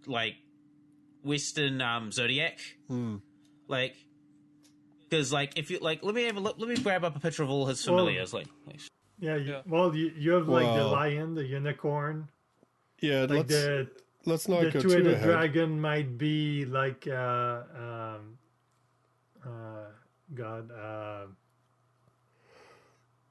But speaking of the anime, I just looked up the studio, and it was done by Silverlink, and they did some pretty good series in the past. I found the list. Okay, so he has whoa! Spoilers, dude! Don't talk about all of his familiars. That's spoilers. Okay, I'm not going to. Okay, but if you want to look, Just you're look through right them with the whole constellation or zodiac thing. Yeah, that's yeah. One of them is called Aries. So yeah, You have Tartarus. You have Gemini. You have Cancer. The actual. I thought Gemini would be the one in volume 3. no. It is. That is. It's okay. the first. It's called El Mesa Mercury, but it's a translation of something, but it means Gemini Tritos or something, or the Serpentine Dragon of Mercury. So basically, it seems like these are based on the zodiac, but it's different names for the zodiac. Yeah. Well, I mean, that would make sense. I mean, lots of authors have done stuff like that. The unicorn is Sagittarius. It is, it's Sagittarius in Aphos, the bicorn of Deep Crimson. Yeah, because it has Libra, Virgo, Leo, Cancer, Mercury, Gemini, Taurus, Aries, Capricorn, Aquarius, and it has Pisces, yeah. So then, so it would all be based on the zodiac. So, yeah, I mean, that makes sense. It does make sense that an author would use something like that. But yeah, I thought the anime was okay, honestly. The other thing that kind of surprised me, at least about the first 12 episodes, I was like, there's not as much fan service in this as I thought there would be. Yeah. I mean, there's still lots of panty flashes and stuff, don't get me wrong. But there wasn't as much as I thought, especially if you look up, Strike the Blood and images on, Google or whatever, there's, more panties than you know what to do with. I mean, it is an ecchi series, so... Yeah, if you look at, the OVAs, because they've been releasing Strike the Blood in, OVA format, they're up to, volume 15 as far as content goes. Yeah. Now, for some reason, for the OVA series, they did not cover the 8th volume. Or the 7th. They still didn't cover... And the 7th. They didn't cover that. Oh, really? Because that's the backstory, isn't it? That the 7th. Yeah, it's the backstory. They didn't I read bother. the 7th. Yeah, the 7th and 8th are the backstory volumes, I remember correctly, because it's they don't cover that. Oh. They never touch it, which is, I think, which is very odd. Yeah, that is odd. That's very interesting. Huh. Yeah, but in the OVA series, which is further on the books, there's a lot more bath scenes and stuff where half naked, because I feel like that's why they head into an OVA, because they're just we'll just make it into an OVA, fuck it. Well, because OVAs don't have any scheduling restrictions as far as TV broadcast, and also so OVAs get around censorship better. More. Yeah. Wait, why do you think some of the most violent, fucked up anime during the 90s and 80s were all OVAs? Well, yeah. No, obviously. most of the good shit was OVAs. The only problem with the Strike the Blood is that the fourth season technically just started coming out. Yeah. And it's supposed to be 12 episodes, but the 12 episodes are getting split between 18 months. So it's you know how Zarigoto was one episode a month? Yeah. Pretty much double that. Wow. Well, I mean, there's nothing wrong with that. They make it look nice, and I guess that's fine. Dude, by the time the next episode comes out, I'll forget everything that happened. Well, that's why you just have to wait and binge it in a year. That's what I'm doing. Read the books and then binge it by the time you're done and caught up with the books. I mean, Yeah. I actually haven't touched any of the OVAs because I haven't gotten that far in the novels, so I didn't bother. I think I watched one or two of the OVAs when they first came out, but I since lost track.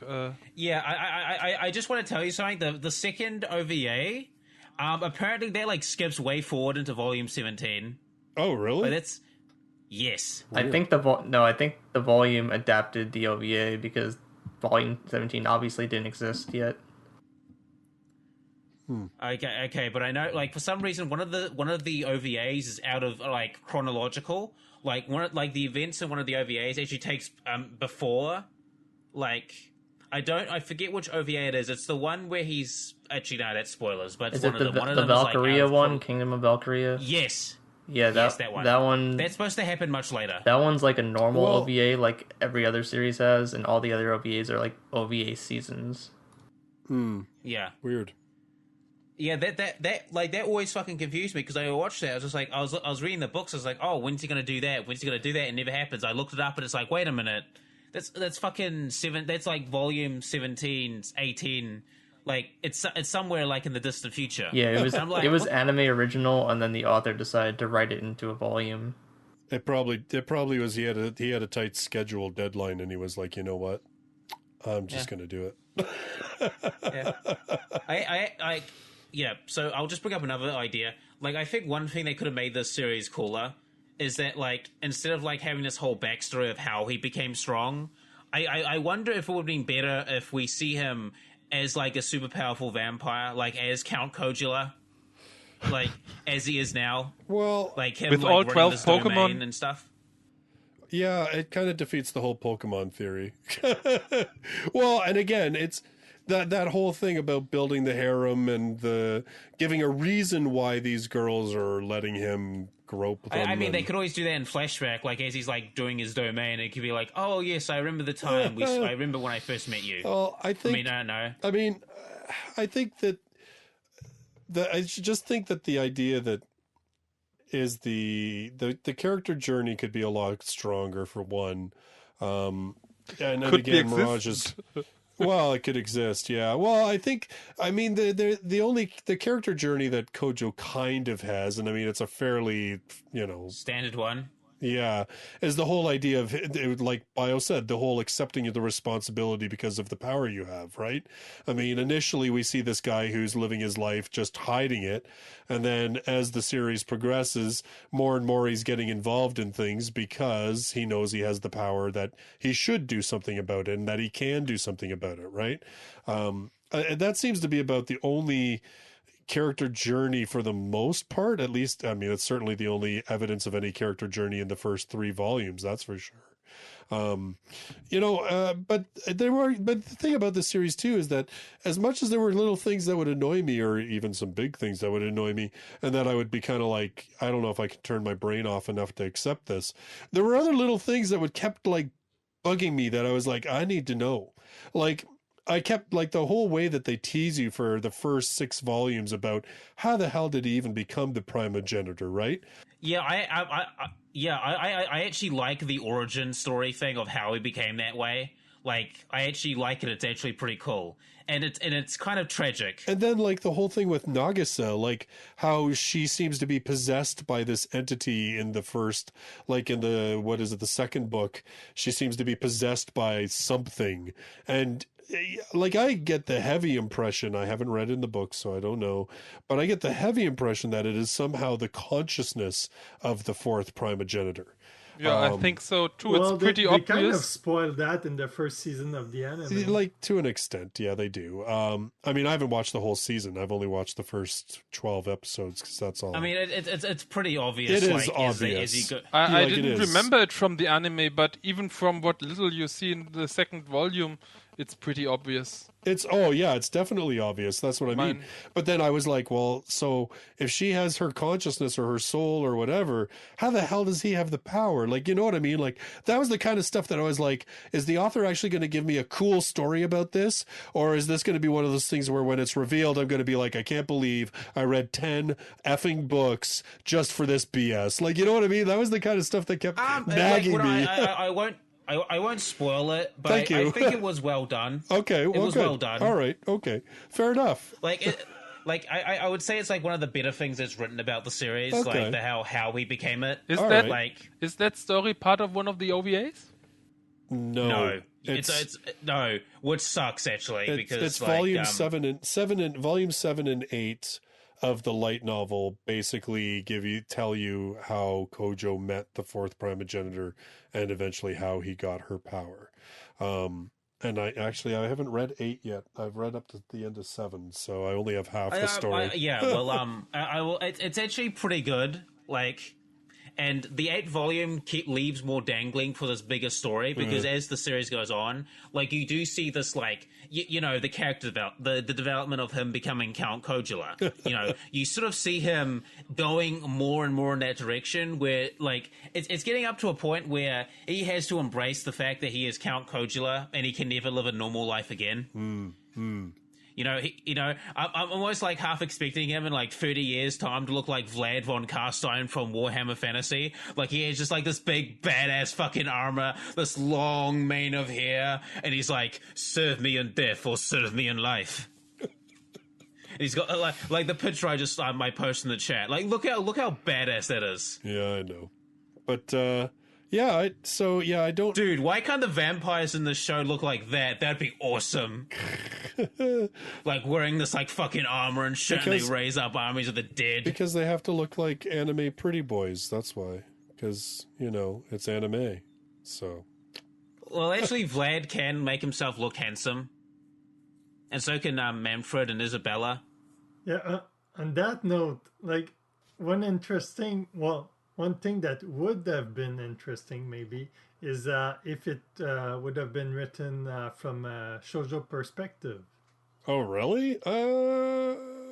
I've actually read a couple of I think there's like a couple of shoujos that do vampires. I think some justice, like obviously Eastern authors have a different take on vampires, but I actually like some of the stuff that the Japanese do or some Eastern authors do with vampires because it's different.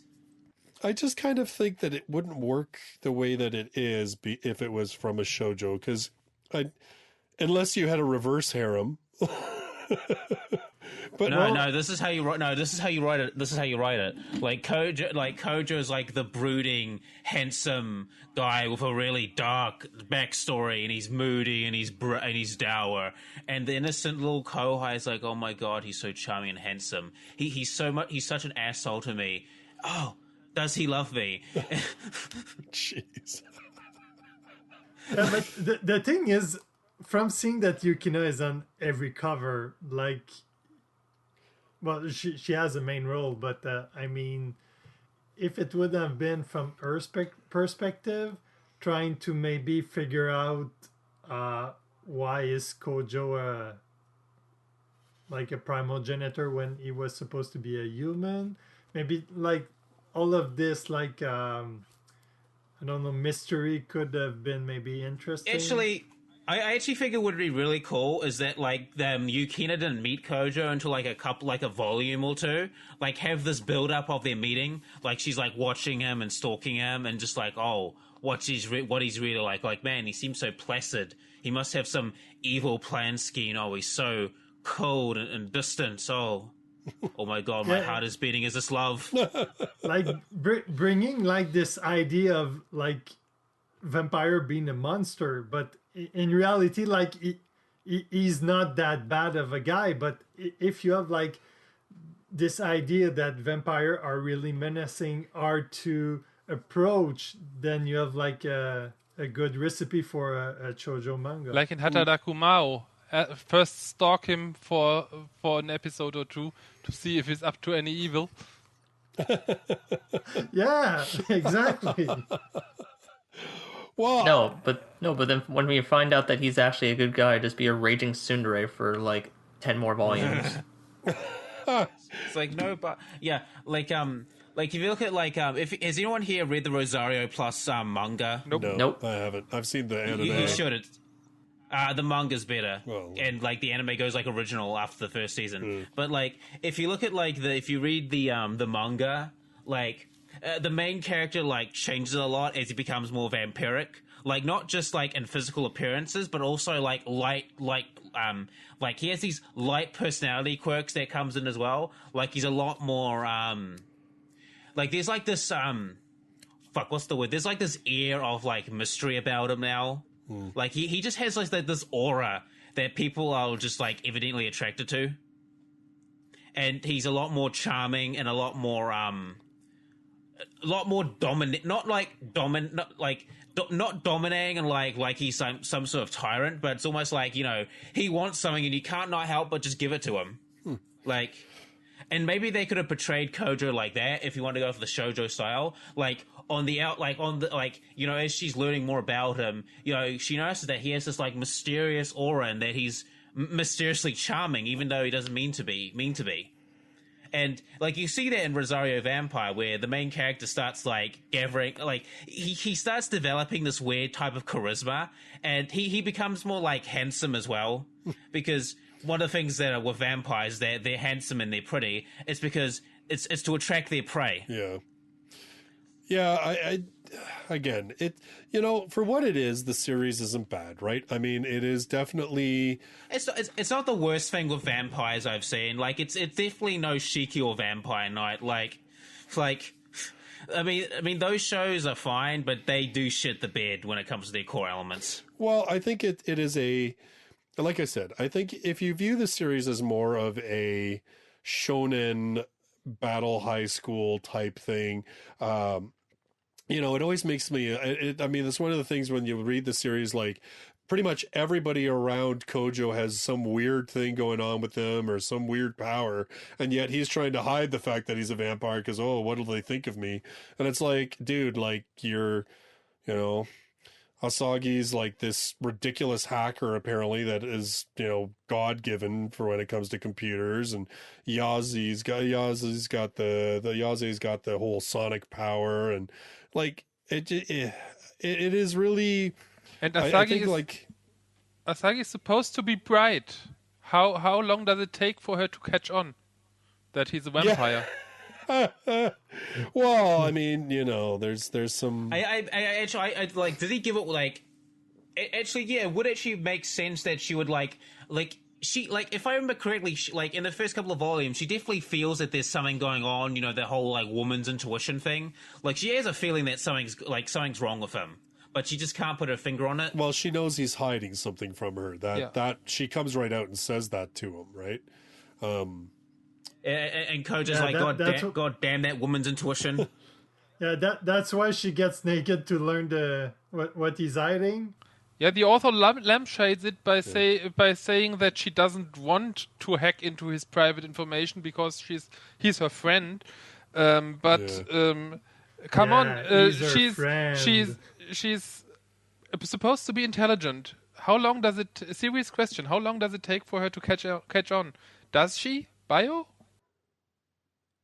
Yes, eventually, but it's like it takes far too long. It's like I'm like, okay, you're a super genius programmer hacker.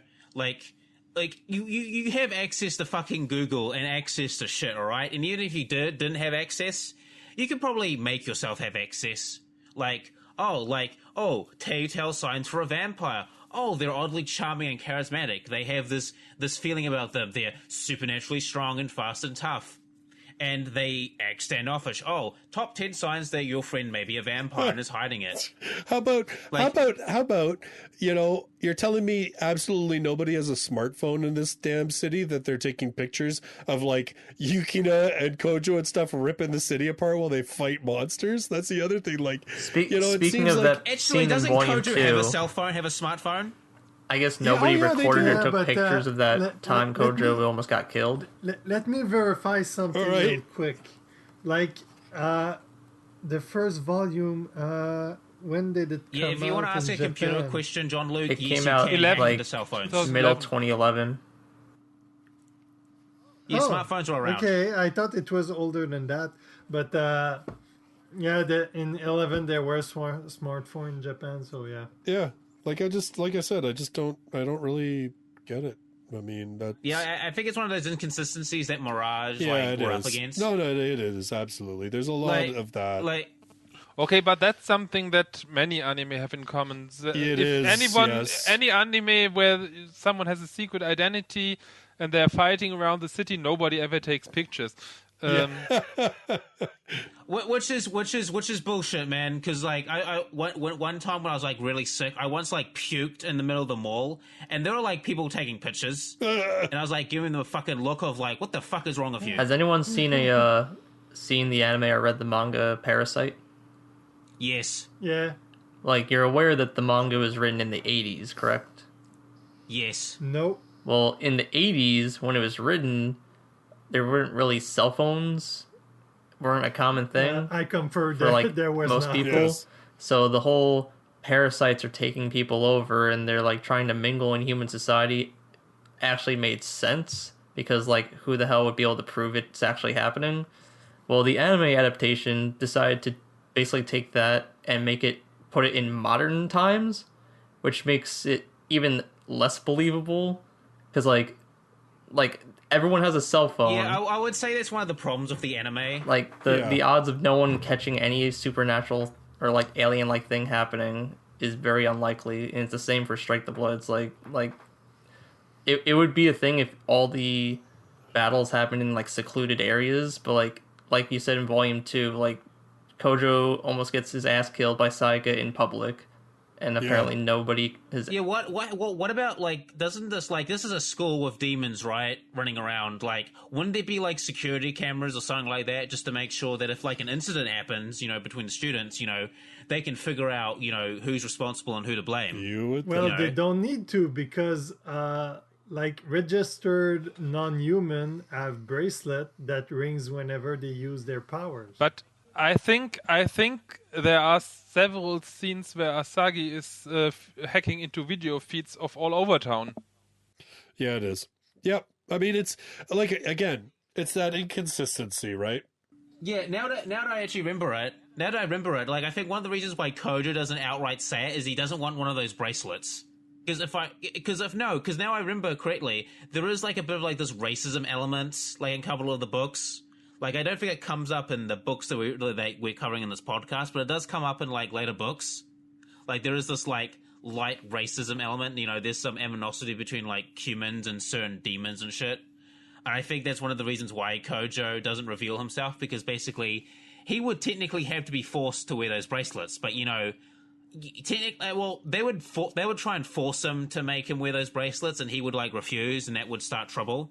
So I think that's also one of the reasons why he originally at first doesn't want to accept the responsibility, because he doesn't want people to treat him differently. Well, the main reason is because if he wore a bracelet, then his sister would know. And right. Yeah. And she's got that whole thing where she like freaks out because of demons. Yeah. Yeah, and she's living in a city of demons. Yeah, I know. Her mom must hate her, right? Gee, honey, I've got a lab job in the city filled with demons. Let's go live there, even though you've been traumatized. Who cares? She comes home like once in a month. I know. Convenient Best anime mom ever. Convenient anime parenting. Yes. Yeah. Yeah, the best mother ever. I mean, their father is just father of the year. Oh, yeah. By the way, can I just say that fucking Kojou's dad is fucking awesome? I wish this show was about him, because he's awesome. Yeah. It's, again, like I said, it is one of those, like we have been really kind of trashing on this series, but it's funny though, because we've all watched the anime and read the books, so it's like, I don't know. There's even though we're trashing on it, like I would say there's a couple of good things. Like it's a good popcorn. It's a good popcorn read. It is, and I enjoy it for that. And like it isn't trying to be anything more than what it is. Like it's trying to go for this like bigger story, and that's fine. If it's simple, it's going for this simpler big story, and that's perfectly fine. There's nothing wrong with that. It's just there's a lot of like missed opportunities. Like the vampires in the show don't feel like vampires, because like I'm a big fan of like vampires, demons, angels, that kind of like supernatural shit. Like obviously I have High School DxD in my favorites, so but like I'm a big fan of that shit. But like when you say you've got vampires, like I expect like the not exactly like the angst, but like the main characters being like, oh my god, what have I become? The hunger for blood, the loss of humanity. Or the fact that, you're pretending to be, like, you're pretending to be a human being so you can blend in with them when really you're a predator and they're your prey. Like, that's like even in Rosario Vampire, like, even they fucking touch upon that, where the main character, he has moments where he feels like he's gonna lose control. He has moments where he feels fucking hungry and he wants to fucking suck his friends dry. And he's like, no, I'm not gonna do that because I'm better than that, because the thing with vampires is that they always have like an element to them that makes them feral, that makes them bestial, and being a vampire is part of that fight of do you let the human side of you, does that win over, or do you let your beast or this wild feral animal inside of you that just wants to that just wants to kill, murder, and feed? Like, are you going to let that control you? Are you going to let that? But are you going to, or like, that's one of the things that I fucking don't like about the series, is missing that crucial element. Like, I would have loved to be like, I would have actually loved a volume where like Kojou, for the first time, he's become the first primogenitor, and he notices that he can smell things differently. Like, he can smell his sister from all across the room. He can smell that fucking his neighbor from fucking, like, he can smell like across the neighbor. He can smell upstairs that his neighbor, like, above him is using a new brand of shampoo. Like, oh my god, that's like fucked up. And then he walks out and he sees his sister, and he can feel, he can hear her heartbeat, and like, oh my god, she smells delicious. And he just like keeps on staring at her. Creepy. Just keeps on staring at her. And Nagi says, like, what are you staring at me for? And then he notices that he's coming closer and closer. And then she notices that he has some weird fangs popping out. Now, let's freeze frame that situation. In like a series that has like serious vampires, he kills his sister. Like, he kills her and drains her every single last drop. I don't think that would be good. It is definitely. But that's the vampire. You hurt people when you don't want to. Because I get what there's you're a part saying. of you that's like, I want to. I may have said it really clumsily. Okay, all right, but like that's the idea of being a vampire. Like, you have this thing inside you that wants you to feed and stuff, and you want to and you're trying to control it. It's a balancing act. Oh wait, and did the earlier books mention how long he's been a vampire for? 4 months. I think like a month or two. No, 4 months. Like, he's only like, I believe, he's only like a neonate vampire. Like, he's just a. I'm pretty sure it says when Yukina gets there, he tells her it happened 4 months before. Maybe all that stuff happened off screen? Well, I mean, it could have, but again, like Bio's saying, I mean, I think Bio's definitely onto something. I mean, like, when he has one of these familiars, now, admittedly, he kind of makes it sound like, oh, the familiars are in him and he can tell, but he doesn't let them out because he can't control them. But you would think that, like, if he drinks blood for the first time, becomes substantially more powerful because he gains control of a familiar, you would think that there would be other changes that he would notice in himself. And that's never addressed. Like, we never get an idea, and maybe it's partly because the series is in the third person. It's not like a first person series, but it may be because, he is that he's just not doing that. But I do see where Bio's coming from. Like, there's definitely, you would think as he's becoming more powerful, there would be more things that he would notice. Like, God, why can I smell this all of a sudden? Or God, why, like, why is it when I go out in the sun now, I can actually feel like my skin itches, or like anything like that. I think would show that journey where it would be cool, because you'd have the journey of not only him becoming a more powerful vampire, but also less human. And we don't really get that less human aspect of it. And I think it would, I think it would showcase like his separation from humanity, that he is different from ordinary humans. Yeah. Because like if you look at like a lot of like vampire fiction, like the good fictions, I mean, the vampires always feel like isolated from humanity. Like, despite how much they try and connect with humans, like, for good or for ill, like, they're always trying to reclaim what they have lost, because, immortality isn't as cracked up it is to be. All right?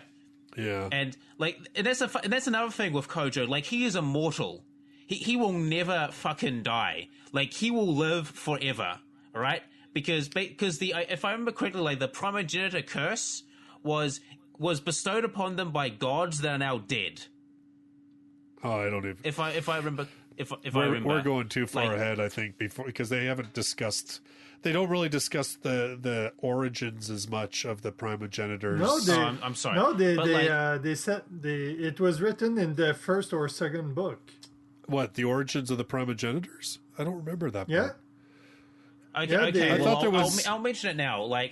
like Kojou, he's basically been cursed with immortality and immortal life. And, you know, a thing with Kojou could be that, like, you know, a really cool character moment, like I was mentioning before, like, you know, he could be trying to treasure his friends because he knows that, like, in 100 years' time, he's going to have to say goodbye to them.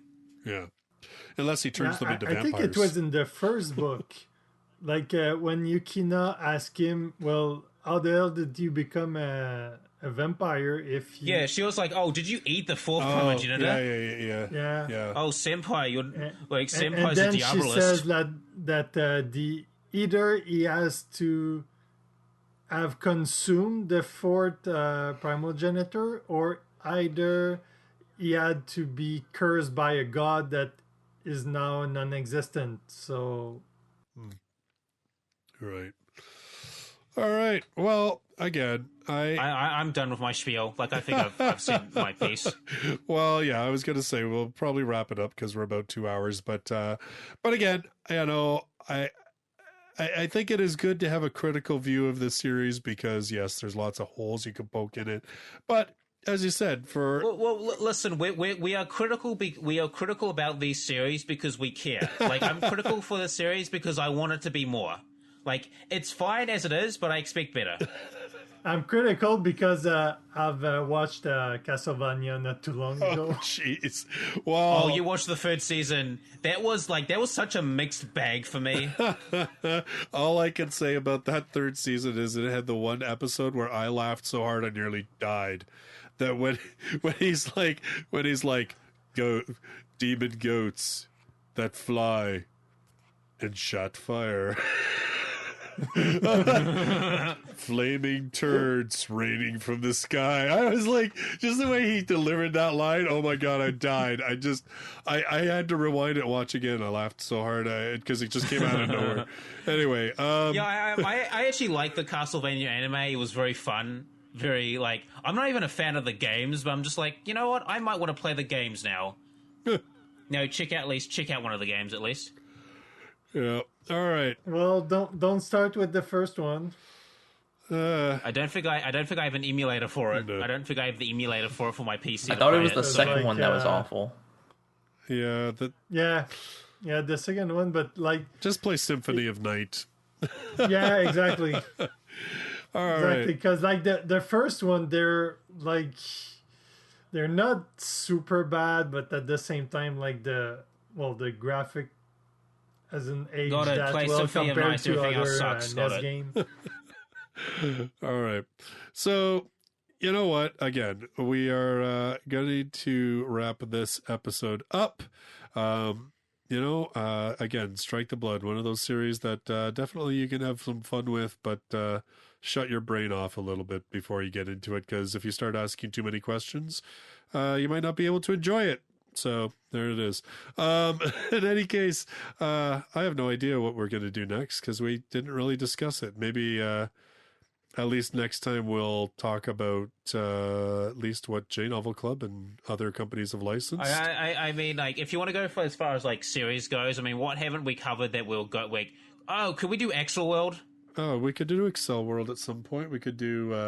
Yeah, I Excel think, World. Excel World. Would give we me a can reason do to Excel start. World at some point, but I think we should try to figure out when we're doing one of the we have to do twos. one. Yeah, we'll have to. I think what we'll do is we'll do something next for the next episode. We'll do something that's not the return to series, and then we'll do a return to series after that. Just because we all have to look at some more which books. series but which series are going to return to? We'll figure it out. What got first place? I believe it was Realist Hero got first place. I believe. Yay! So. Wasn't there? Was it not in first place? Like Dendrogram, then Faraway Paladin, and then Realist Hero. Faraway Paladin is not much to get back to. I thought I was positive it was Realist Hero was in first. Whatever, we'll figure. We look it up. Okay, well, basically, it's gonna be one of those three. It'll be one of those It'll three at some point. Yeah. So, okay, but what are we going to do in between? We should do Excel World at some point because I want to talk about it. Well, we'll do Excel World at some point. We'll do ReZero at some point. We'll do. There's lots. World End would be. There's nice. lots of series to talk about. Lots and lots. and even more coming. Oh, we could do a bookworm. You guys could do bookworm. Oh man, I have to read. I'm looking forward to that one. I have to look. Yeah, I have to read more of it first. So, all right. So, I mean, that'd be a good series. We can talk about more. I'm going to stop my recording now. So good.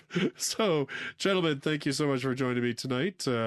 And for you listeners, thank you so much for listening. And we'll surprise you with whatever we do next. Till then, bye bye for now.